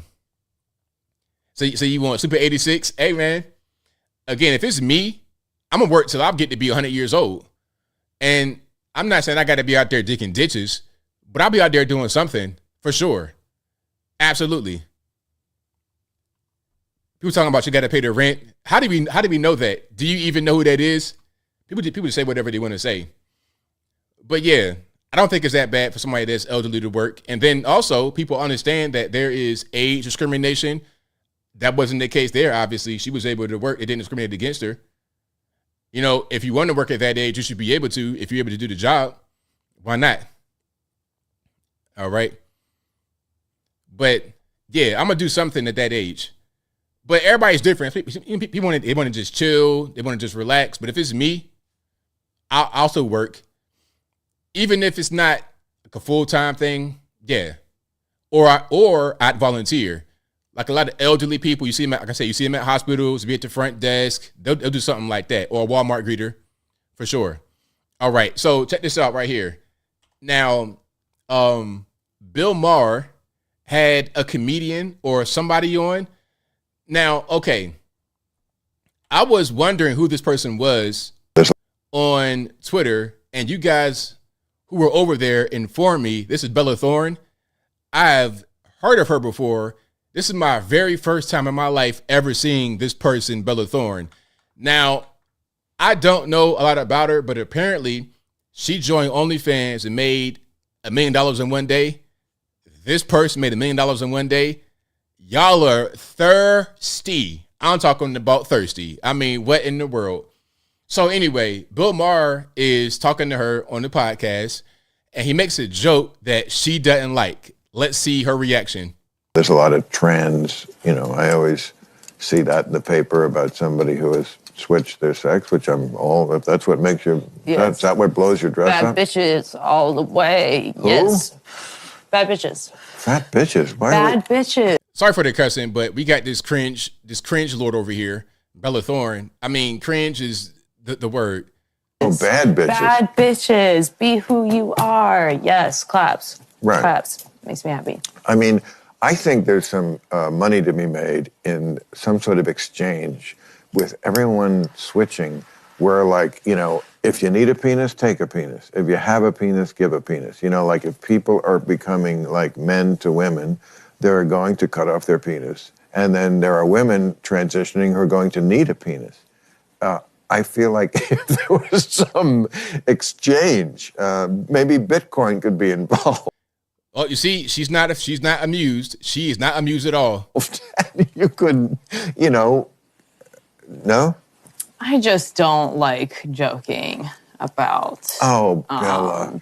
I know that you Bella. like to, but I this I don't is where think the it's anxiety. funny. Oh, for I don't fuck's think sake! it's What a funny. shame. That is where I'm you're. sorry. That is. You don't have to be sorry, but I'm not don't sorry think it's either. funny. And that is where your anxiety comes from. So he makes a joke about the Transformers being able to just exchange their things when they chop them off, and she has deadpan, no laugh, no fake laugh, no nothing, because she's offended at the LGBT, and you can't make jokes about them. You can joke about anybody else, but LGBT, they're off limits. It's like the whole Dave Chappelle thing. Remember Dave Chappelle when he made jokes about the Transformers, and they got on his back? I think the Chappelle drama with the Transformers was worse than the whole going to Africa, what was that, Comedy Central? It was worse than that whole fiasco right there. It was more drama surrounding that than the whole Chappelle show kerfuffle. There is nothing wrong with joking. Nothing wrong about that. It's not everybody is that sensitive. Not everybody needs to be that sensitive. Even the people who are doing that, I don't think would need to be offended by that. Everybody is so easily offended. You kids, you wake up offended. You should get off Twitter, get off social media, and maybe you wouldn't like have this anxiety. This like because I don't know if you're really offended or you're just worried that you're going to look offended. No, I'm 100% offended. Like when I think about, someone's trauma and the videos that I have seen that are so fucking bad. And crying? Are we crying, Bella Thorne? Really? Over a joke? Is that what we're gonna do? Wow. But when people have to worry about walking on the street, just being themselves, that's fucking anxiety. That's why I don't like to joke about it, because, someone hears it and on a public platform is so bad, because you're kind of low key spreading this, oh, ha, ha, ha, ha, ha. And it's it's not funny. So there we have it. That's what's going on. Bella Thorne was super offended at the transformer LGBT joke. Crying over it. I was like, really? Was it that bad? I mean, what in the world? Is that the future? We crying over jokes? I mean, what? Why? Now, here's what I wanted to find. And shout out to you guys over on the Facebook. I see you. Thank you, Kristen, for the stars. I appreciate you. Shout out to you guys, and thank you again for the rose star. Christine, pardon me. I think I said Kristen. Shout out to Christine over on the Facebook. But this is what it reminded me of. Remember this from Chappelle's set? Okay, he's at the show doing this thing, and you have these two individuals in the crowd. Talk about sore thumb sticking out. They are not offended.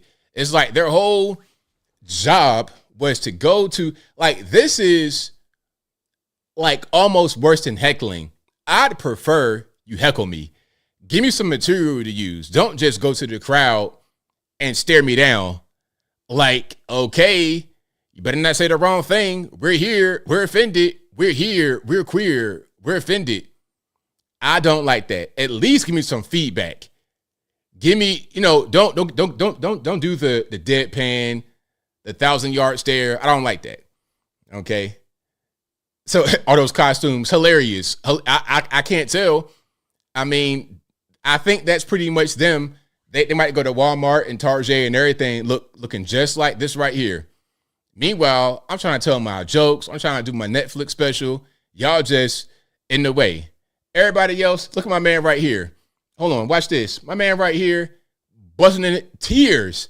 He's crying, laughing, okay? Crying. Everybody's having a good time, as you would normally at a Dave Chappelle show, but they're not feeling it too tough. That was a crazy time. But a lot of these people, that's how they are. You can't talk about us. No. Now, I have one more video because you guys know I love cringe, right? I love cringe. I'm a cringe connoisseur. Again, if I could bottle cringe and sell it, I would.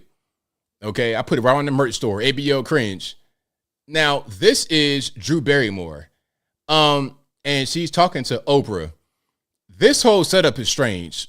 First of all, we have our feet on the couch. I'm not quite sure why Oprah attracts these people. They like to get on the couch, put their feet on the couch with shoes on. And then you have a dog on the set. Why is there a dog on the set of a talk show on the couch chilling like ain't nothing going on? What is happening? So let's watch this. I'm available. I can do it. Something that I learned about you, because I didn't know this detail, was that you would spend time with... Okay, we hear what she's saying, but look at what she's doing. First of all, this weird hand grip right here is really crazy. If I was Oprah, I would not be comfortable. She's also rubbing her arm, caressing her arm, so. What are we doing? If this, listen to me very clear, if this was a man doing that to any woman, he'd be all types of harassers and abusers and misogynistic creeps and whatever kind of name they want to throw at him, he'd be that. But Drew Barrymore gets to do it and there's no problem. I don't understand. This is weird. With the audience outside of the show you were filming. Yeah, every day. And one thing that I've done is spend time with the audience every day, and I had felt guilty for it. No. It is necessary. And it's okay that it takes extra time. My crew used to be like, oh my God, how much time is she going to spend talking to that audience? Okay, by the way, uncomfortable. She's trying to shift and move away. That's what that was. You saw that? She's trying to shift and get away. Okay. Used to be like, oh my God, how much time is she going to spend talking to that audience? And she's like, no, you ain't going nowhere. Look at this. You see the, you're not going nowhere. I got your hand. I'm stroking that arm. Okay, by the way, I promise you. you. Will she please let the audience go? Please let me go. What she's saying, please let me go. Get off my arm. Look at this right here. You're not going anywhere. Drew Barrymore, what kind of crack are we smoking? So we can get the next audience in. You guys, do you hear that? Every day. So that's the cringe right there that we got going on. Now, Oprah responded. I think Drew Barrymore responded. They're saying, oh, no, it's all good. I felt comforted. It's like, man, you're right. You're right. You did not feel comforted. You did not feel comfortable in the situation. You got the dog right there just chilling, watching what's going on. She grabbing you, rubbing your arm. Nah, I'm cool. I ain't trying to go to the talk show to get rubbed on. Just ask me some questions. You don't got to be touching on me. Okay, give me at least about a foot of distance. Don't be all on my face, like right here in my face, talking at me, getting your spit particles on my lip. I don't want that, nor do I want you to be rubbing on my arm. I don't care if it's a female, like definitely not a male. We're going to fight in here. If it's a male, we're going to go ahead and just rumble. If it's a female, I'll be like, okay, let's not do that. I don't want to have no Me Too allegation against me, so I need you to go over there. Just like Keanu Reeves. When Keanu Reeves meets fans, he gives the touchless hug. Like a touchless car wash. Hold on. This is, what should happen. Hold on. Here, I found it right away. Okay. So hold on. Matter of fact, that's not quite it. I thought I found it right away. Y'all know what I'm talking about though. The touchless hug. That's how you got to do it. Matter of fact, there's a few. I'll just show a couple. All right, check it out. So Keanu Reeves, y'all know Keanu Reeves, John Wick, Neo, The Matrix, y'all know. Okay, we got a hug right here. No touch, no contact. Even with Dolly, the OG, the legend. Okay, I'm not really. My fingers are extended on hugging you. My hands like straight out, palm out. No touch. All right. That's how we're gonna do it. My one hand's over here, totally free next to my body. The other hand is over there, like the stop sign from a bus. It's like that. No contact. That's how we're gonna do things. You're not gonna see me on nobody's couch getting rubbed on by a woman, a man, no transformer, no nothing. Ain't gonna be no dog just sitting right there on the couch chilling either. I'd be like, yo, okay, I like dogs and they're cool, whatever, but check it out. Okay, before the interview, and you put the dog up, put the dog in the crate or put him in the back, perhaps. I mean, I don't know your dog. Oh, one more clip before we get to the calls, before we get super chats and everything else.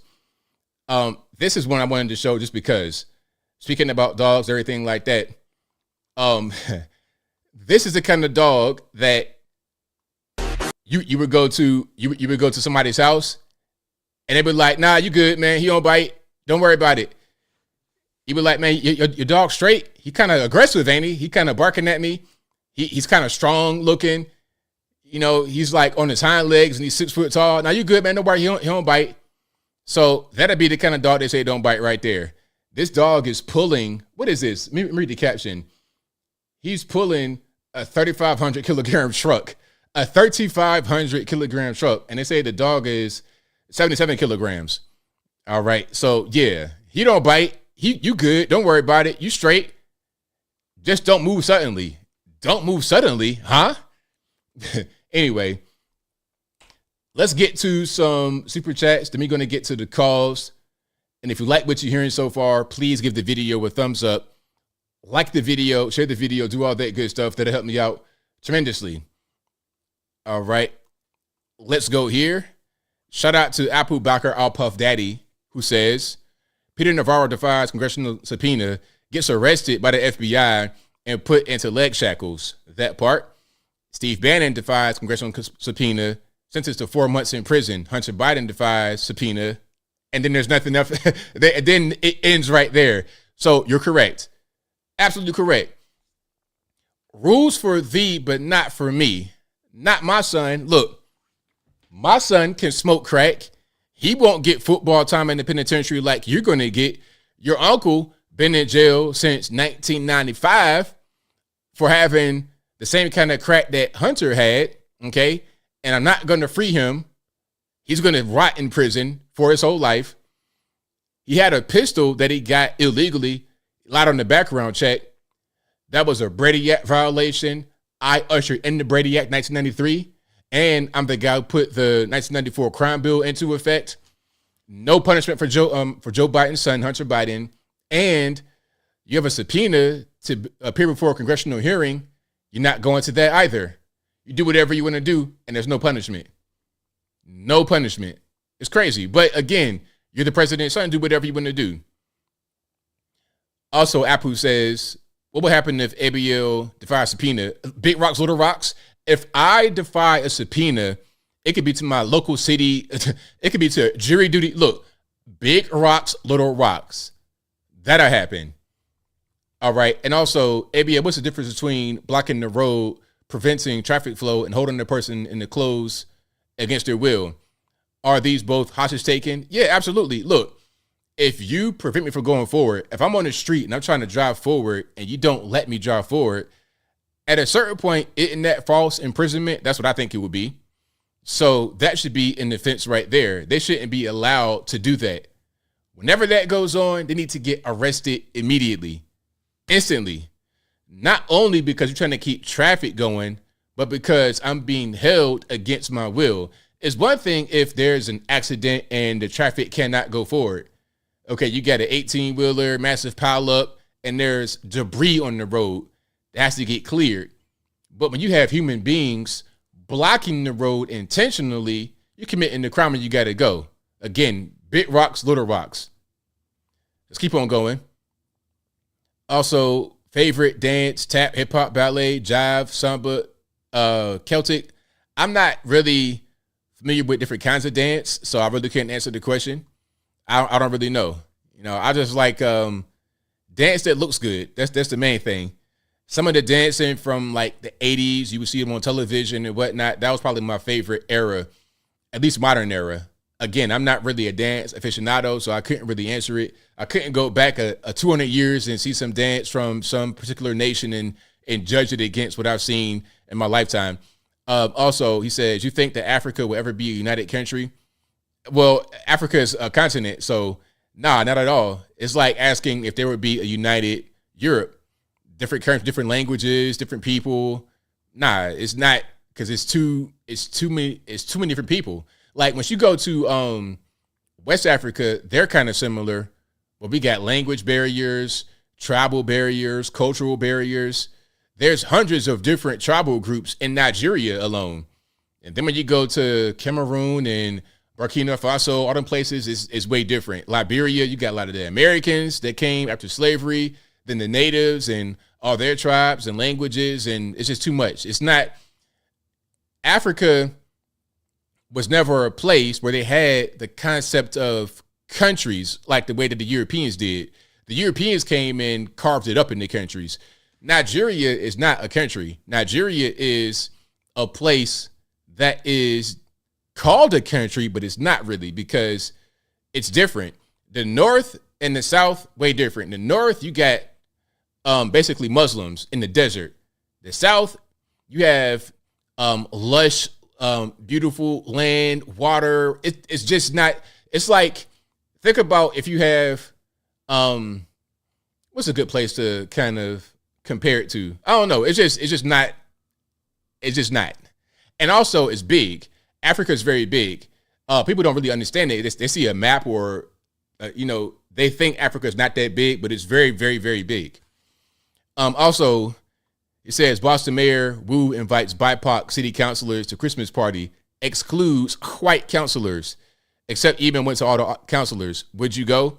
Yeah, I'm not going. And the funny part about that is the mayor of Boston, who's actually Chinese, if I'm not mistaken, or some kind of Asian, she's married to a white guy. So it's like, okay, you have a party for non-white electeds, non-white officials in the city or in the area, but you're married to a white guy. So my question is, okay, if you're going to the party, who are you going with? You going by yourself?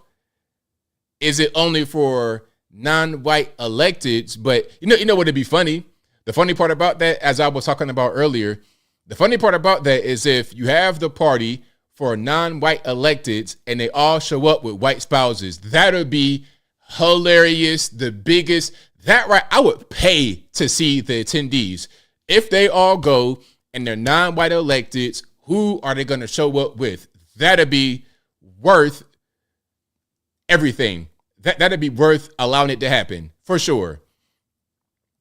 All right, shout out to Bob K. MIT, who says they arrested Steve Bannon for doing the same thing as what Hunter did today.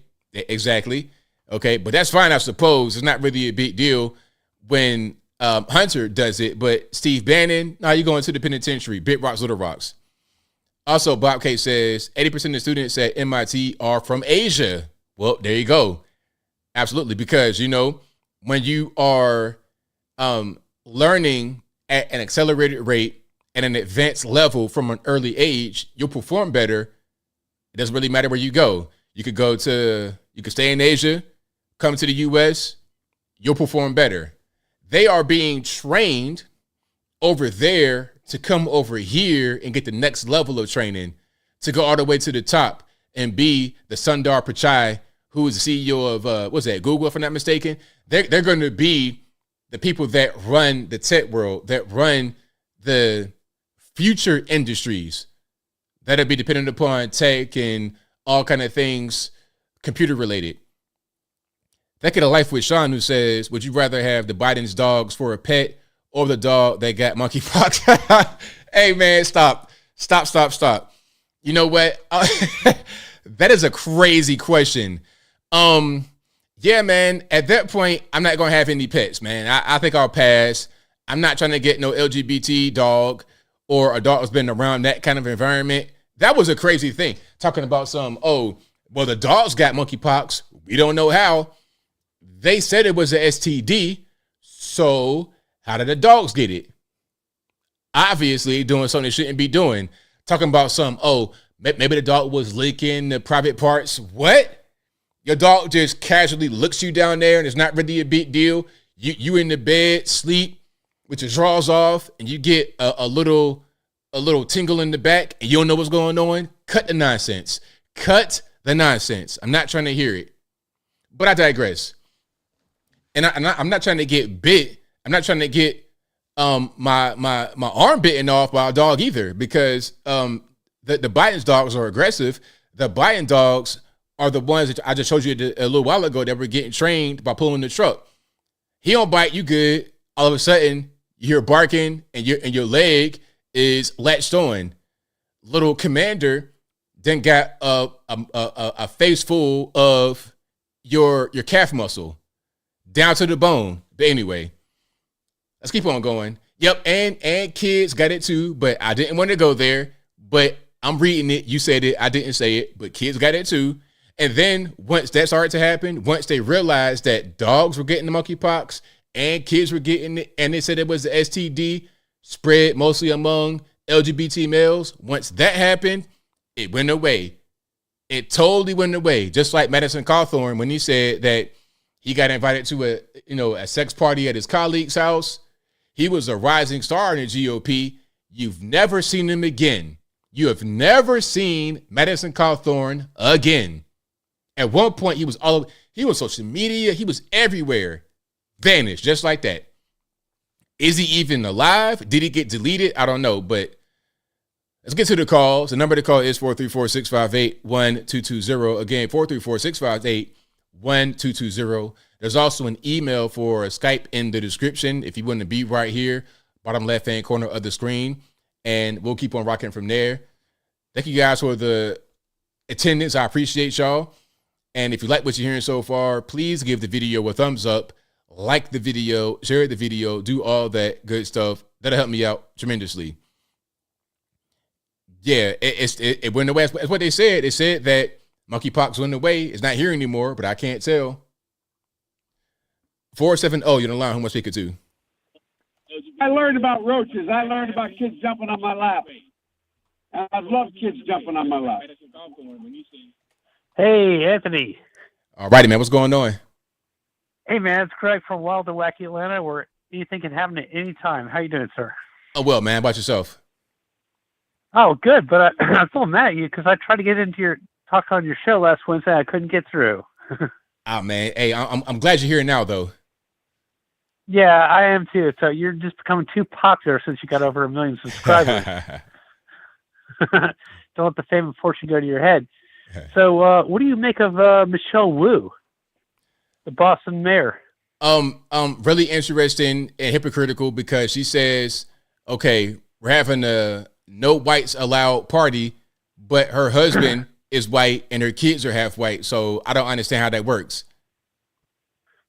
Wow. Oh, okay. I didn't know her husband's white too. Oh yeah. Oh, that's the ultimate hypocrisy. And we see this a lot, don't we? When Don Lemon has a white boyfriend, and Kamala Harris is racist, and she has a white husband.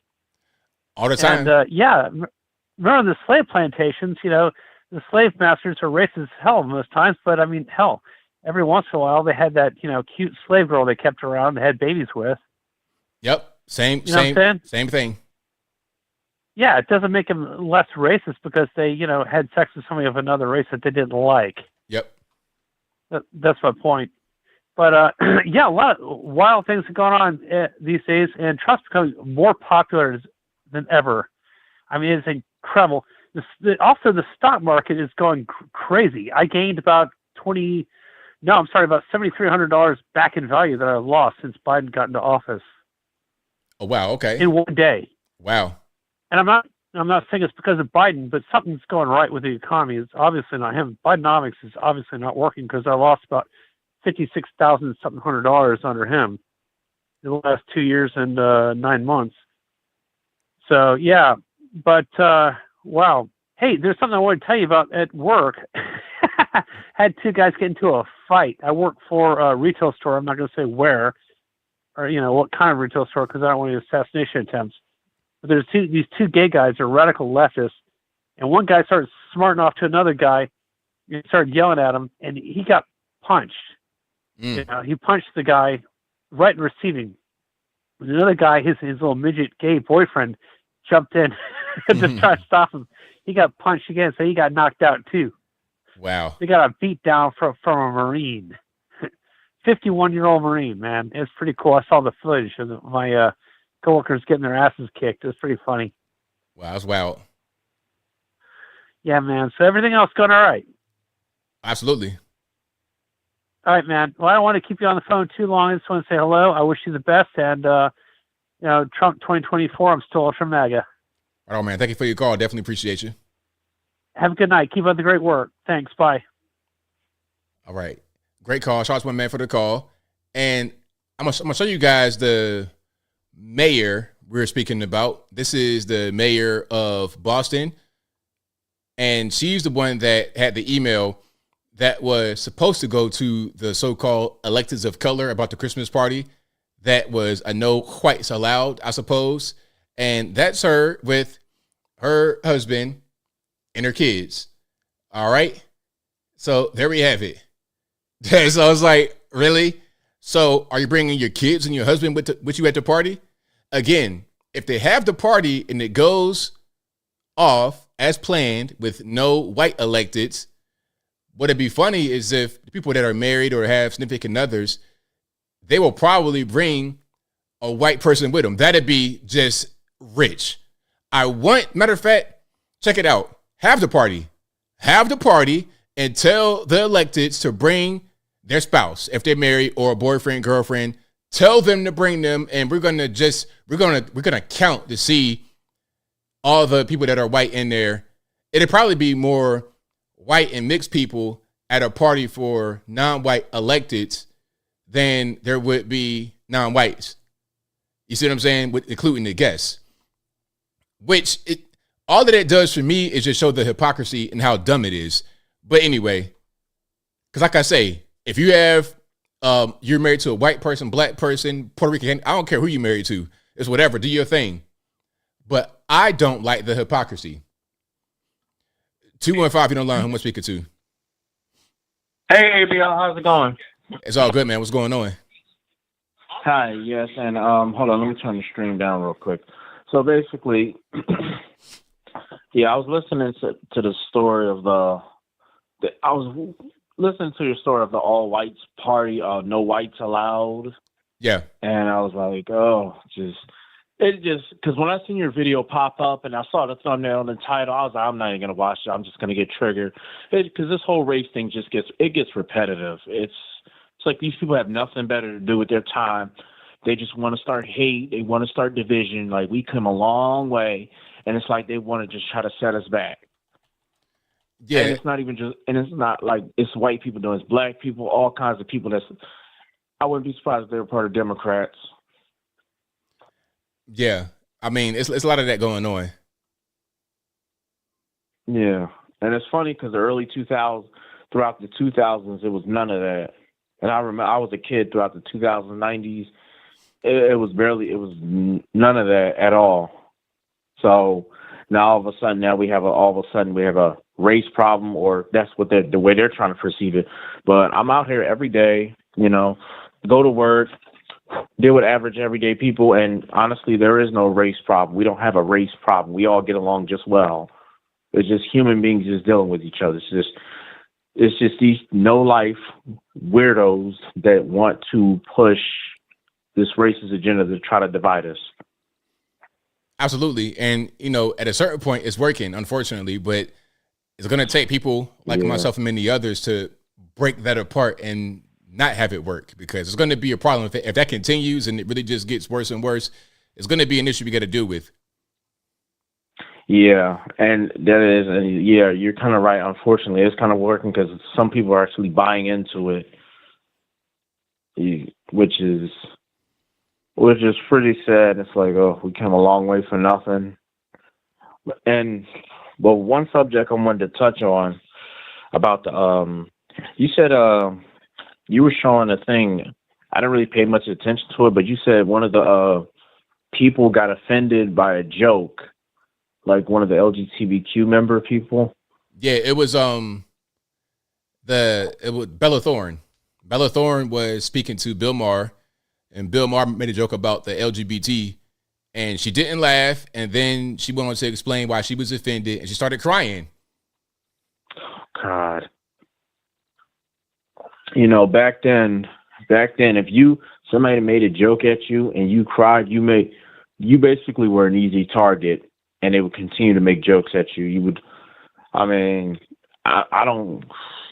just how it was back then. When you made a joke at somebody and they started crying, especially if it was nothing like serious, either way, when they start crying, especially as an adult, you were pretty much an easy target, and people continuously made fun of you where I was from. You had to learn how to throw a joke right back. Absolutely. You can't just, you can't just melt like that. You got to know how to really go back and forth. Yeah. Or just ignore the person, just shrug it off. Because honestly, it's like me and my girl, we've had jokes thrown at us for years. And for years, we just shrugged it off. Like, we just ignored the people. But we don't pay them no mind.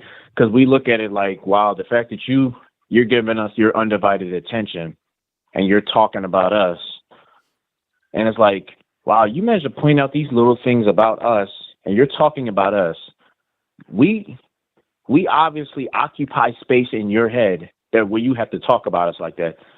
That's why people that crack jokes about us, that's why we never crack jokes back. When some people would say, well, you gonna let him come at you like that? I said, hey, I occupy space in your head because obviously you're thinking about my flaws.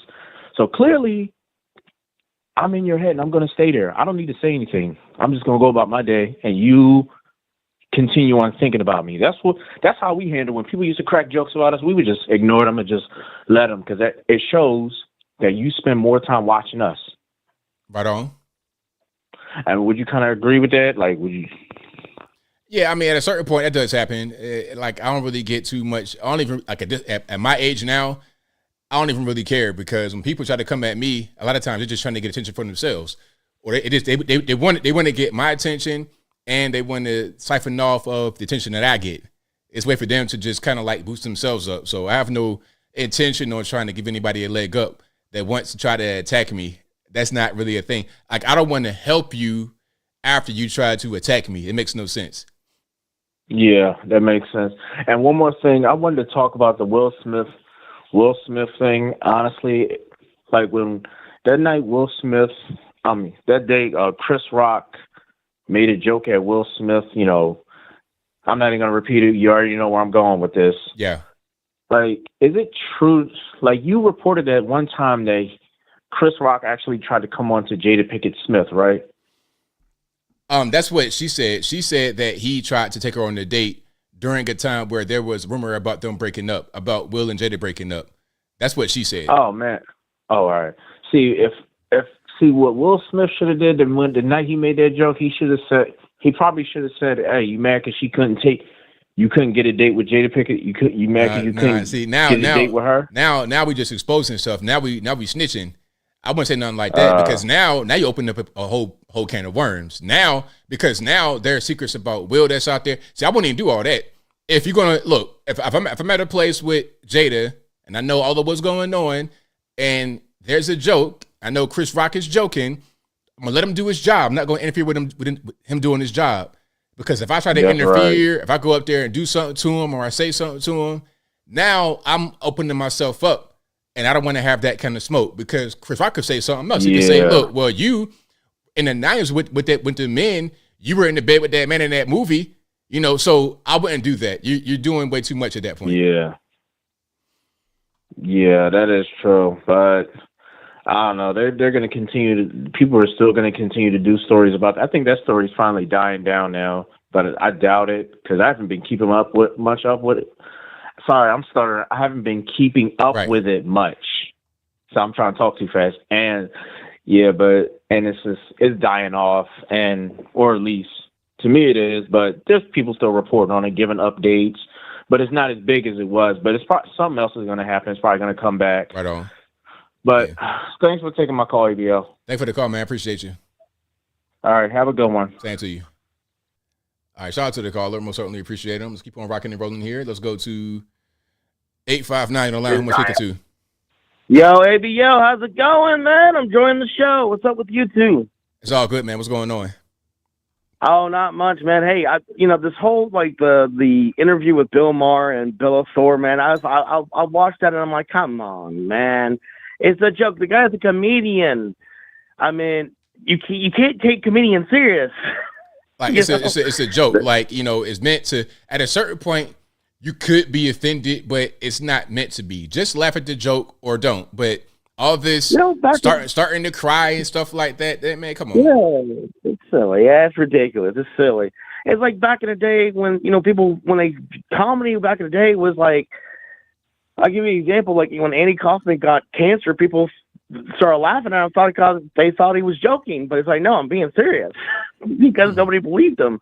Comedy was, you treat it as a fictional story. It's fictional. I try to explain to these people it's fictional. Like when Dave Chappelle makes jokes about the LGBT community, he's making jokes. He's not being serious. He's not being rude or being mean.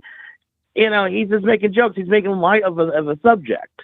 As a bisexual male, I'm laughing at his jokes all the time. I'm laughing, I'm crying, I'm chuckling up, even the ones that I would think is offensive if you told me in my face. But Dave Chappelle's a comedian. You have to realize that's his stick. He's supposed to be shocking and hilarious. And people take this stuff too seriously. It's like, man, that's why I don't date people with the whole pronouns on their profile on social media or on dating sites. I'm like, you put your pronouns on there, it's like, I know you can't take a joke. That's the sad reality is, man. Exactly. Right on. Hey, man, doing the show, man. I talk to you later, bro. Much love, man. Appreciate you. All right, shout out to the caller and shout out to you guys for being here. You guys are the best audience anywhere on these interwebs. If you like what you're hearing so far, please give the video a thumbs up, like the video, share the video, do all that good stuff. That'll help me out tremendously. Yeah, Bill Maher isn't necessarily the best comedian in the world. Like I said, You can laugh at the joke or not laugh at the joke. If you are offended and start crying, it's like, well, what are we talking about here? What is really going on? All right, Skype caller, who we speaking to? Oh, hey, ABL, Danny. How you doing, mate? It's all good, man. What's going on? Yeah, great, man. Thanks again for taking my call. No problem. Yeah, so I've got to talk about Novak Djokovic, man. Yeah, that man's a legend, an absolute legend. Absolutely. Yeah, he's just a man who has integrity, he has values, and you know, he's clearly like a role model for a lot of people, and you know, he kind of comes across as a leader as well. You know what I mean? He's not just going to follow the herds just because the majority of people at that certain time said, you know, you must take this thing, and you know what I mean, to fit in. And obviously he's clearly someone who just is an individual who does what he wants to do. You know what I mean? And I really admire that. Right on. I like that. I like the leader qualities where you just do your own thing. You're not following the herd, not following the crowd. If you think that the vax is good for you, then take it. If it's not, then don't. Don't just do a thing because you got pressured into it. Do what is best for you. That's a leadership quality. Yeah, that's exactly it with the whole being pressured into it. It's that peer pressure mentality where it's like when I was younger, I had a bunch of friends who they all smoked cigarettes, and it's like they all kind of like, you know, was trying to peer pressure me into doing it. And I never did because, you know, I've always sort of done what I wanted to do. And I always sort of knew right from wrong. And it's that same thing, you know, some people just can't, I don't know if it's just the way people are built. I guess we are all slightly built different. Some people are pushed into things a little bit more easy than others. And it was just absolutely disgusting how he was treated. I mean, because it was, I can't remember if it was the Australian Open, right? Who refused him to play in the tournament, was it? Or well, what happened? It was Australia, the country, because he was going to play in the Australian Open, and he was granted an exception to be there. But then after the exception was revoked, he got deported out of Australia. Right. Okay. Yeah, because Australia were quite strict. They were very strict, weren't they, on the whole thing, weren't they? Yeah, like they were really strict. They gave him the exception. They said, okay, now we can't give you that, so we're going to just kick you out. Yeah, it was disgusting. I mean, look, if anyone's saying, oh, he wouldn't have won a tournament anyway, I mean, he definitely probably would have won that tournament. I mean, he's one of the best tennis players out there, so they kind of cost him that title, which is sad. But yeah, and again, the whole interview with, you know, the guy sort of saying, oh, but, you know, you still sort of say, you're not like anti-vax though, are you? And it's like, so what if he is though? So what if anyone else is? You know what I mean? If you're anti-vax, cool. You know what I mean? Like at the end of the day, we all know now that it doesn't work, and there are potential side effects with all the evidence that's coming out now. So it's like, so what if he is? I'm sick of this whole like, oh, I'm not an anti-vaxxer, but I didn't take it because it's like, well, at the end of the day, I mean, you got that corpse in an office right now who said, what was it? He said, take the vax because, you know, if you get the vax, you won't get COVID. And it's like just a blatant lie. He obviously knew it was a lie, but obviously don't care. Right. And yeah, sorry. And as for that Bella Thorne, I mean, yeah, she's just another, you know, young, ignorant, you know, actress who just pretends to be offended by everything, which is just, you know, really sad. And I can't stand Bill Maher, but you know, when a man's got a point, a man's got a point. I mean, he's obviously right when it comes to the whole transgender topic, and he's actually that's the only time when he actually speaks common sense. Right. And he's obviously trying to give her wisdom, isn't he? Really, but she clearly isn't listening. Like, exactly. Yeah, I mean, yeah, it's just sad the younger generation. The things they're kind of just like lost souls. They're just all on social media, and they're all just, you know, programmed to think like this. And because, you know, really and truly, you're not, these people I don't think are really truly offended. You just pretend to be offended, don't you? Really? Yeah, I love it's just acting, just performative. People sometimes they react in the way they think they're supposed to react for social acceptance. It's not really how they actually think. Yeah, no, I totally agree. And I mean, yeah, after all, she's an actress, so you know, I mean, we would never know, right? Right, exactly. All right, well, thanks again, ABL. Take my call. Great show. Shout out to the chat. Appreciate it, mate. Take care. Thank you. Thanks for the call. Appreciate you. All right, mate. Take care. Bye. All right, shout out to the caller. Great call. Let's keep on rocking here. 619 on the line. Who am I speaking to? Oh, hey, ABL. This is Lando and Jeannie. We're calling you from San Diego, California. All righty. What's going on? Hey. Okay. Well, I just want to ask you real quick. They haven't been saying anything about it, but what do you think? Are they going to kind of impose the mail-in ballots again next year, or what do you think? It depends on where you live because it's state to state issue. So where I live, I'm not quite sure. California, it might be kind of all out with it. It's really a state issue. I don't really know what each state's going to do. Yeah. We're screwed. Yeah, because it's amazing because we voted in person last election, and they just took our ballots. They didn't even ask for IDs. Me and my wife were like shocked. And then not even like an hour later, of course it's California, but they called the election. I'm like, what the heck? Yeah, we were mad. And other than that, I do have another request for you, if you don't mind. Okay. You have not done your Shaq impression in a while, and I was wondering if you could do it tonight. Okay, I might not be able to do it like right at this moment, but I'm gonna do it at a certain point during the stream. So give me a little bit, you might hear it. Awesome sauce. All right, well, you have a great evening and great show as always. We love you. Rock on. Thank you for the call. Appreciate y'all. All right, bye. Bye. All right, shout out to the callers. Great call. I like the people that call together like as a family, a couple. Shout out to you guys. I appreciate it. All right, let's go. 423, you're online. Who am I speaking to? Hi, it's Amanda. All righty, what's going on? Hey, how are you doing? It's good to talk to you. I'm doing well. Can you do me a favor? Turn some off in the background for me, please. I'm so sorry. I had that. Okay. Yeah, I'm calling from East Tennessee. How are you doing? I'm well, can't complain. How about yourself? I just wanted to say to everyone, I hope everyone's doing great. Also, my thoughts on, I know this is a little bit off topic from the politics and stuff that we had going on. I hope everyone is putting out maybe not so much like what we used to call a victory garden, but maybe if everyone could just kind of pull together and just, this spring is coming up real soon. It seems really kind of backwards to say I need everybody to plant some seeds and stuff like that, but you know, everybody should really kind of probably work together on helping each other out and ask your neighbor what they need you to plant, or maybe yourself, what do you need to plant to supply for your family, because times are getting hard. I hope everyone's doing great though, and thank you for answering. Thank you for the call. Definitely appreciate you. All right, thank you. Bye.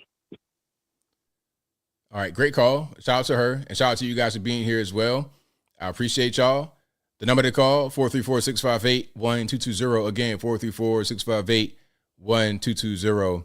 And please be aware that if Shaq's going to come to the stream, that you got to like the video. If you don't like the video, then Shaq can't come to the stream anymore. Shout out to you guys who called in earlier. Hopefully you guys still here to hear Shaq on the stream. I appreciate y'all. Thank y'all for calling.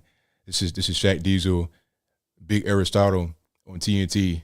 I beat up Chuck and Kenny every day. So that was. I'm a little rusty. I'm gonna get it back though. I've not done that one in a while. I'm gonna try to get a few more. I'm gonna try to get the UK, the Shaq, all those impressions. I'm trying to get those really, have them really be on point. So yeah, shout out to the calls. I appreciate y'all for being here. You guys are the best audience. Let's keep on rocking. And let's go 860, you're on the line. Who am I speaking to? Hey, how you doing, brother? ABL, it's FNA Ranger Xbox. All righty, man. What's going on? Oh, not much. Sir, if I may, I'd like to address that caller that followed me last week real quick. If I may. Okay. All right. First of all, I'm the oldest of 6 kids, second old 7. I've been changing diapers and cooking since 1966. I have 3 sisters. One of them's a grandmother now. Well, actually, both of them are grandmothers now. And when I got out of the Army, the 3 little redhead girls next door, that have known me since I was 22 years old, they're all grown women down in Highlands County, Florida. And, sir, I do not recommend that you disparage my name in front of them women. I got you. Hold on. Hold on. You know what I mean? I got you. I understand. I do not. Hold on. Wait.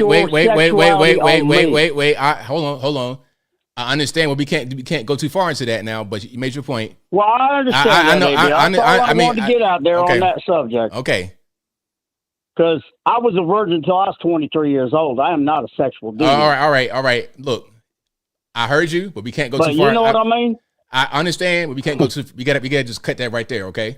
I get it. Okay. Yeah, and you're right, ABL, but that was uncalled for what he did last week. I got you. I understand. That was dirty. I got you. Anyway, God bless you. Keep doing what you're doing, and love the callers. Bye. I know. Yeah, so basically, somebody called and said something that was pretty inappropriate. We'll leave it right there, all right? And it's untrue. That's what he wanted to say. But I can't get into all that extra stuff. I can't be doing all that now. You're going to try to get the stream blocked. So let's not do that anymore. Let's keep on going here. Let's go 702. You're on the line. Who am I speaking to? Yeah. Hey, this is Michael Munkers. Is this you? This is me. Thank you, sir. I just wanted to say that I love you. I've been watching you for years. And I noticed that you're up over 1 million subscribers. I started watching you like 10, 20, 30,000 or something.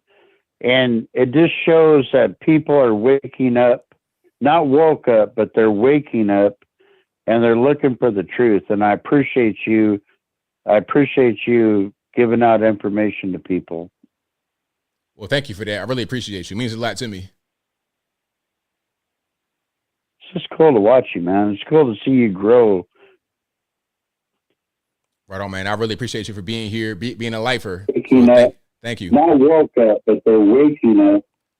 All right. I am on there. Yeah. You got it's a you can't watch that at the same time. There's a delay. Oh, okay, I got you. Yeah. I just wanted to tell you that because I just watch all this stuff and I see all this stuff going on. I think that we're doing pretty good now. I think we got a little bit of good news with the trial on Trump, that got delayed for a while. I don't know what's going to happen after the fact, but it's pretty cool. A few things. It's been a long time. Like we haven't had anything good happening, and I watch everybody talk and they keep saying the same stuff and I just get depressed and everything. But we're getting a little bit of good news, and I think we're going to win in the end. And once again, and then I'm over talking, I'm sorry. But once again, just like I watch you, there's so many people I've been watching for years now. You've been around, I believe, since the beginning. Like I wanted to vote for Hillary Clinton. Right. And then my friend, and this was back in 2016, and my friends asked me, why you hate Republicans? And I said, well, I don't really know. And I'm an open-minded guy. And so I did some research and oh my God. And that's why I freaked out. And I told my friends, I said, you got to check this stuff out. I did like an hour of research into Hillary Clinton. I was like, oh my God. You know what I mean? And this was years ago. This is 2015. And, everyone calls it woke up, with on the other side. I say wake up. I waked up. Right on. And, I discovered things and everything. And then I looked for truth. And so I looked for people telling me the truth. And you were one of them back then. I know when did you start doing this? I know you were around back then. 2015. Yeah, you're around back then. And I started watching you back then, and I just looked for the truth and I just appreciate you. But I know that your subscribers were nothing like they are now. And I look at it now and I'm like, see, all these other people now are waking up. They're all looking for the truth and they're looking towards you and other people. Right on. And I just think it's awesome. Well, thank you for the call. I'm going to cut you off, but I got a few more calls on the line. Thank you for your call. I really appreciate you. Okay. Thank you, brother. All right now. All right. Shout out to the caller. Appreciate the support. Let's keep on rocking here. 901, you're on the line. Who am I speaking to? Hey, it's Zach from Memphis. How are you tonight? Oh, well, about yourself? I'm good.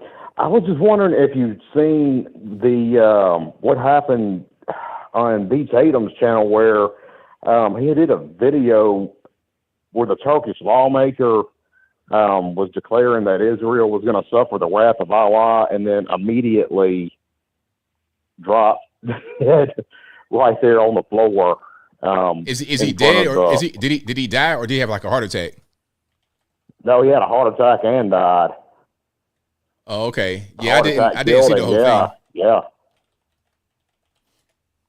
I'm sorry? Yeah, I didn't see the whole thing.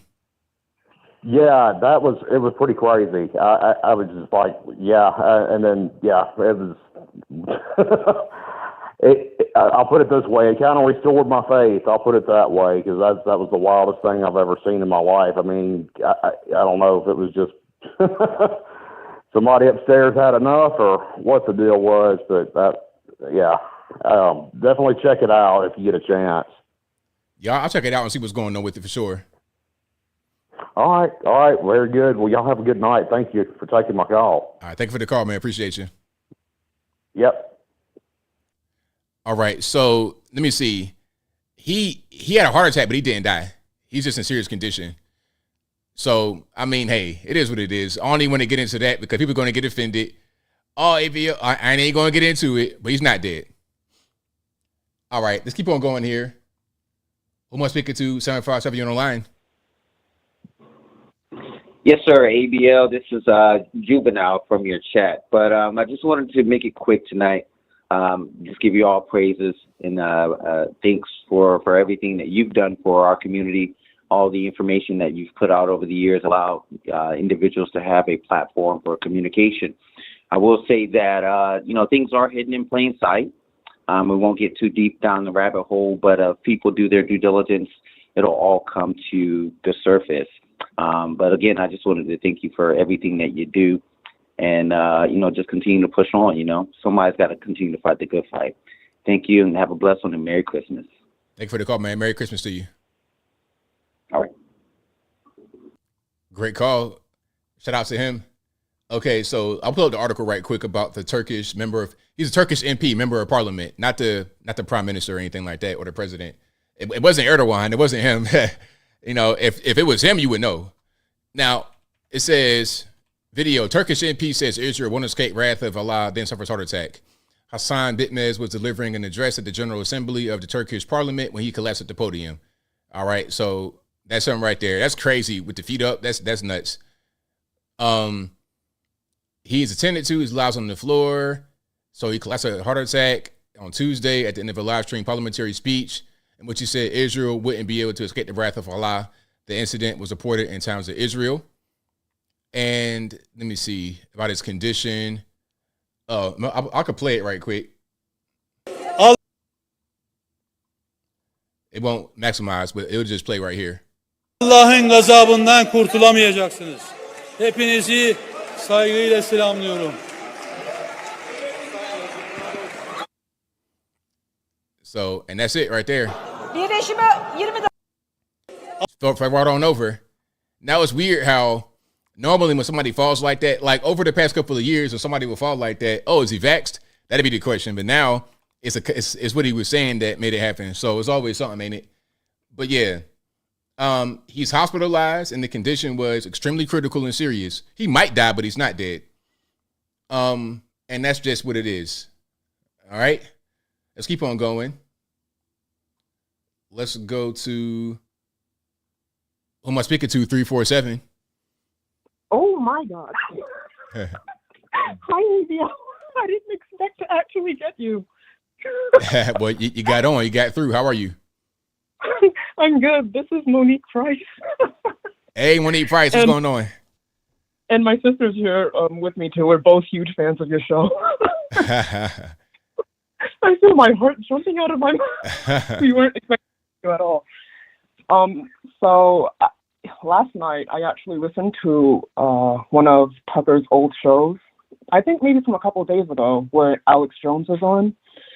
And he said a couple of things that were kind of disturbing to me regarding like globalists wanting to mold society in their own way and taking control of people's lives, requiring every adult to have phones and banning old cars and things of that nature. And then when you combine that with some of the clips that you showed tonight with a lot of the migrants at the border saying that they want to join the U.S. military despite having like no allegiance to the U.S., all of it has me like super concerned. And sometimes I feel like there's no coming back for this country, but I was really wondering what your opinion was on all of that. It's all kind of super depressing. Yeah, it's pretty rough. It's just as we get better technology, as things advance, we also lose some liberty because the cell phone, everybody has it. You kind of got to have it at a certain point, and they can control us. They can track us like this. They could do a lot. I know people, or I've heard stories about people where they were running from the police. They were not trying to be found, but their phone, they're able to track it. So it's like, if you want to be untrackable, you don't be part of this society where they could just see whatever you're doing. You don't have access to modernity. You got to live far, far, far away or just totally flee from the country. It's a pretty scary thing. I'm not really sure what we're going to have as far as innovation to counteract some of this, to have technology but not have it control us. It might get to the point where it's like some kind of futuristic thing where you got to have all kind of gadgets and gears and whatnot around you to drone. Yeah, you got to have everything just to be able to live in society without having everything be controlled. So I think we're just going to have more innovation and more technology to counter the control from the government that may try to come about in the next few years.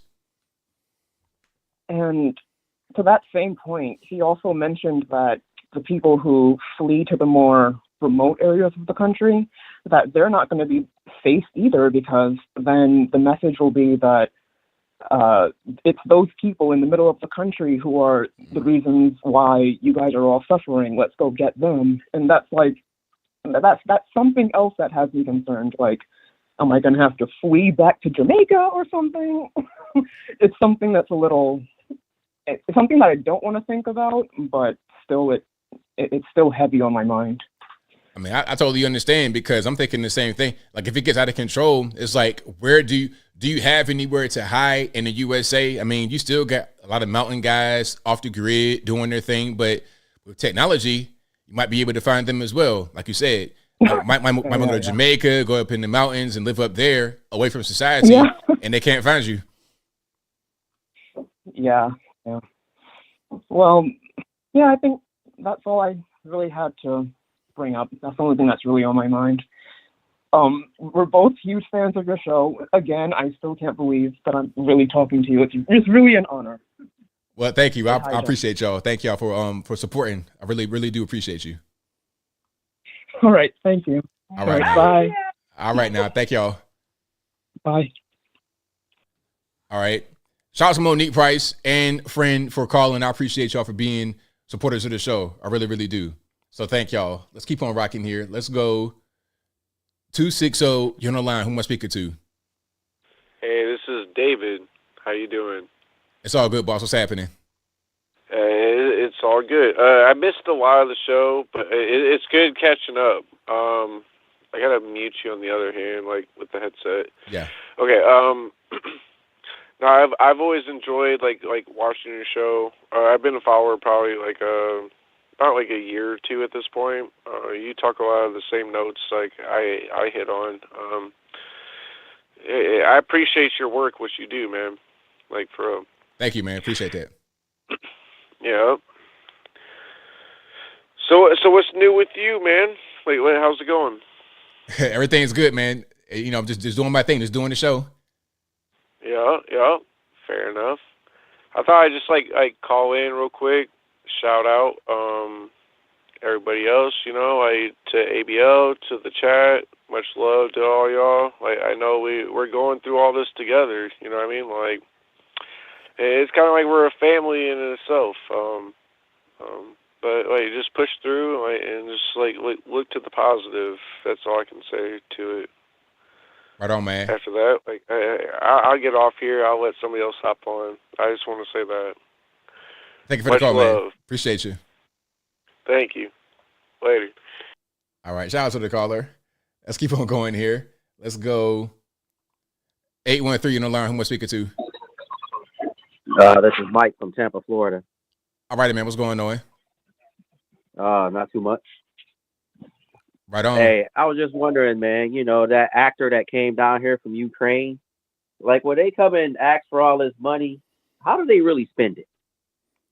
You know what I mean? That's like, a great question. How do they run out of it?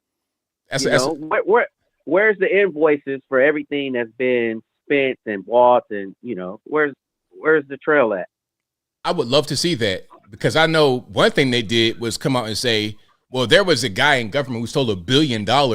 He stole $1 billion and we don't know where he is and what he did with it. So I know that part, but beyond that, I have no idea. Yeah, because why do he have to keep coming back asking for more money? Like, where's the money at that we've already given you? Hey, man, I can't call it. That's a good question. I like to see some accounting, some paper trail. Let's get some TurboTax. Let's get a little bit of QuickBooks on the situation and figure out what's happening. I know that's right. But hey, brother, I appreciate what you're doing, man. Nice talking to you. Thank you for the call, man. Appreciate you. All right. You too. Great call. 773, you don't learn. Who am I speaking to? ABL, it's retired Chicago police officer friend. Thanks for taking my call. I got a bombshell for you here, ABL.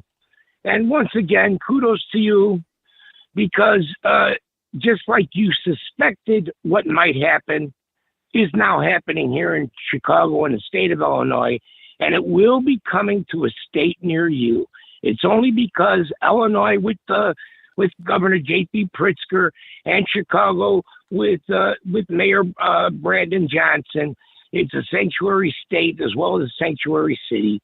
Here's what I'll tell you that the mayor has done so far. He has now filed 55 lawsuits, ABL, against the bus companies that transported the migrants from the border to Chicago. A total of 77 buses they are bringing to court, but it's 55 lawsuits so far that Chicago is suing them. And here's what the mayor said.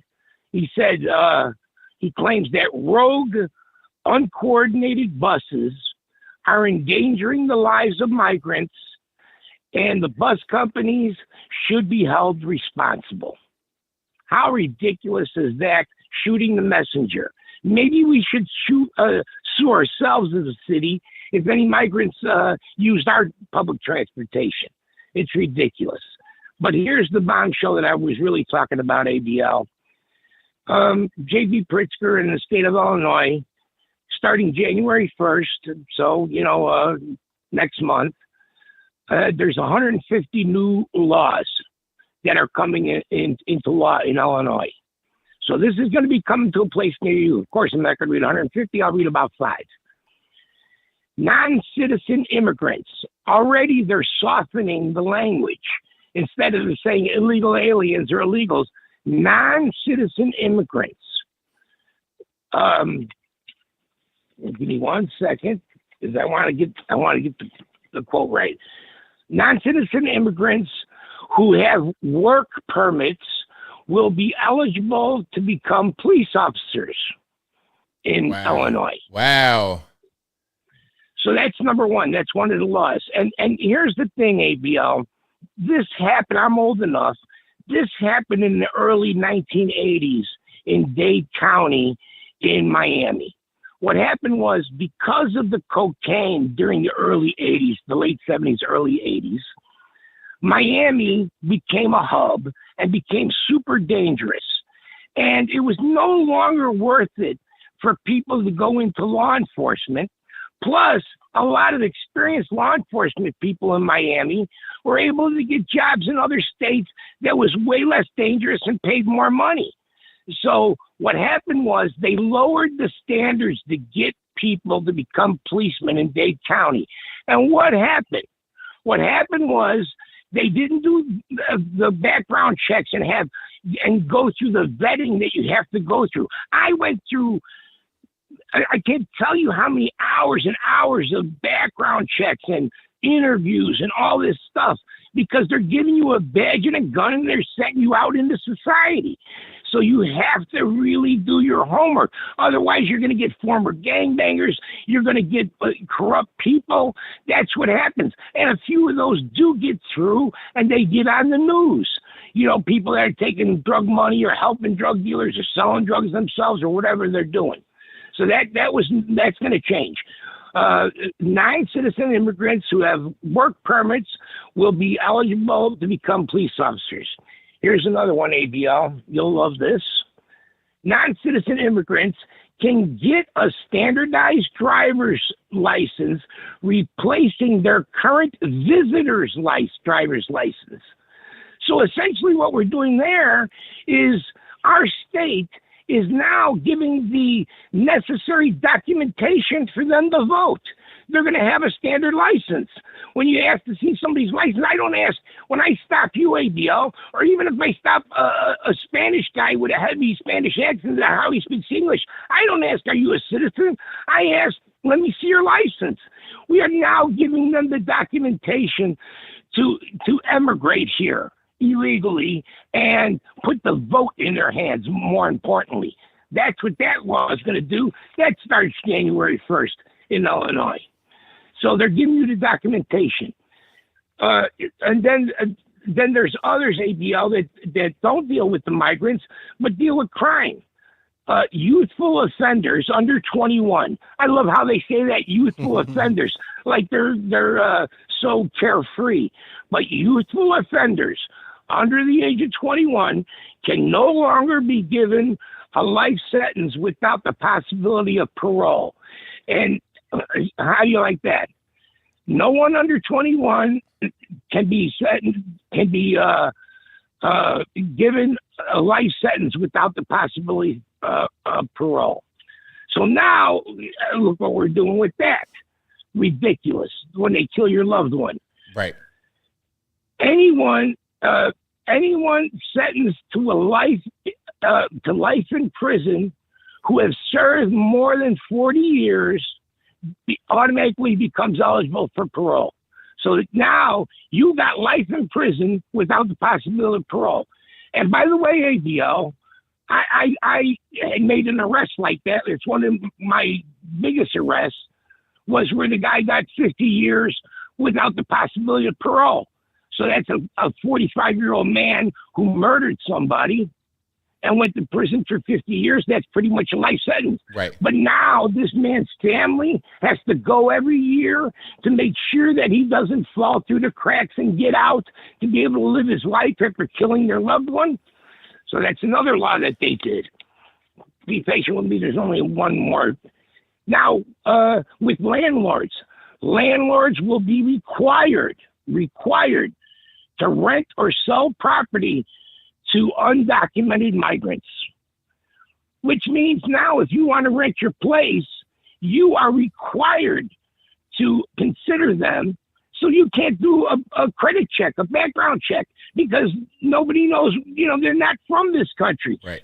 Their credit history and their history in this country and what they've done and what they're doing, and if they can pay their rent or whatever, is now untraceable. It's ridiculous. This will be coming to a state near you. This is you give them an inch and they take 10 miles. It's ridiculous, ABL, what's happening. And now they're putting into law just what I said last year to you, ABL, is they want to get them over here. It doesn't matter. They'll make you lose your job because you're not vaxxed. They'll make you stay home in quarantine, but then they let this flood of strangers into our country, let them migrate into all the states and cities and towns of our country without even checking if they have a vax or if they have COVID or anything, if they're so concerned about COVID. But the real thing is they want to get them in here and they'll worry about them getting the vote later. And this is their path to the vote. Let's give them work permits. Let them have any job that they want to have, which is people want to work, but you don't belong here in the first place. and then let's give you the documentation and ID that allows you, when the people say how ridiculous it is that you need an ID to get liquor, but not to vote. Well, okay, now we agree. Now they have to show their ID. But we're the ones that gave it to them. We told them, come on over, we'll give you your ID. I mean, we're giving them the documentation. Might as well just give them a fake birth certificate too. Ridiculous, but it's coming to a town and state near you. That's my 2 cents, ABL. I'd love to hear your opinion, or maybe you could even do a look into it with your excellent research that you do. I'm just a comic person. I didn't research it. I saw the article, and that's it. Anyway, ABL, thanks for taking my call, and I'll talk to you later. Thank you for the call. Definitely appreciate you. Thank you. Yeah, that's crazy. You know what it sounds like? What it ultimately sounds like is you're going to have certain states that are going to try to work around the whole thing of you can't be an illegal alien and vote. They've already tried that, I believe, in California. I'm not quite sure if they have it on the books yet, but I heard something about that. They're talking about, oh, well, it's a local election. It's not really a big election. They were trying to downplay it. But if you're able to vote in the small election, it could be for dog catcher. It could be for your little league baseball pitcher, whatever you vote for, and it has weight and it has power and it's in some kind of form of governance, whether big or small, it doesn't really matter. If you're able to vote at all in the place, the next step is 2024 general election. Okay, Biden, Trump, who we voting for? It'll get to that point. And then it might be a court battle over it. It may be some things that are allowed to go through. It could be a local thing where you're trying to get, the next step is to have these people vote. And we know who they're going to vote for. They're going to vote for those who let them into the country to begin with. They're going to vote for the Democratic Party. They're going to vote for, and it might get to the point where if you got people that are let into the country, it's like Ellis Island days where they're greeted. Hey, my name is Representative Bob Smith. Vote for me. Here's a card. Here's my card. Rep Bob Smith. Vote for me. Go right down there. Here's your, what's your name? Rabidowitz? How you spell that? It doesn't really matter. Mike Rabidowitz. Okay, go over there. Vote for me. And that's how it is. That's going to be what they try to do. So I'm not surprised at all if that's the next step in this whole situation. But that'll be a wrap for me tonight. Thank y'all for being here. You guys are the best audience anywhere on these internets. I'll be back live again on Saturday, same bat time, same bat place, 8 p.m. to right around right now, 11 p.m. Eastern Standard Time. This is a podcast you're listening to right now. It'll be available on your favorite audio streaming platforms, whether that be Google Play, Spotify, Apple, iTunes, etc. Link for that will be in the description box, or just go to your favorite audio streaming platform and search ABL Live. I should pop right on up. And shout out to you guys for watching, retweeting, super chatting, whatever you're doing. I appreciate you. I could not do the show without you. Shout out to the mods keeping the trolls in check. I appreciate y'all as well. I think I got the super chats. Let me just check to make sure I got everything. Shout out to Bobcat MIT who says, you can bet I'm going to rewatch Saturday's stream. I got you, man. Thank you for calling in. Shout out to you guys for being here and supporting. And that'll be a wrap for me. So until next time, y'all be safe. I'm out. And peace.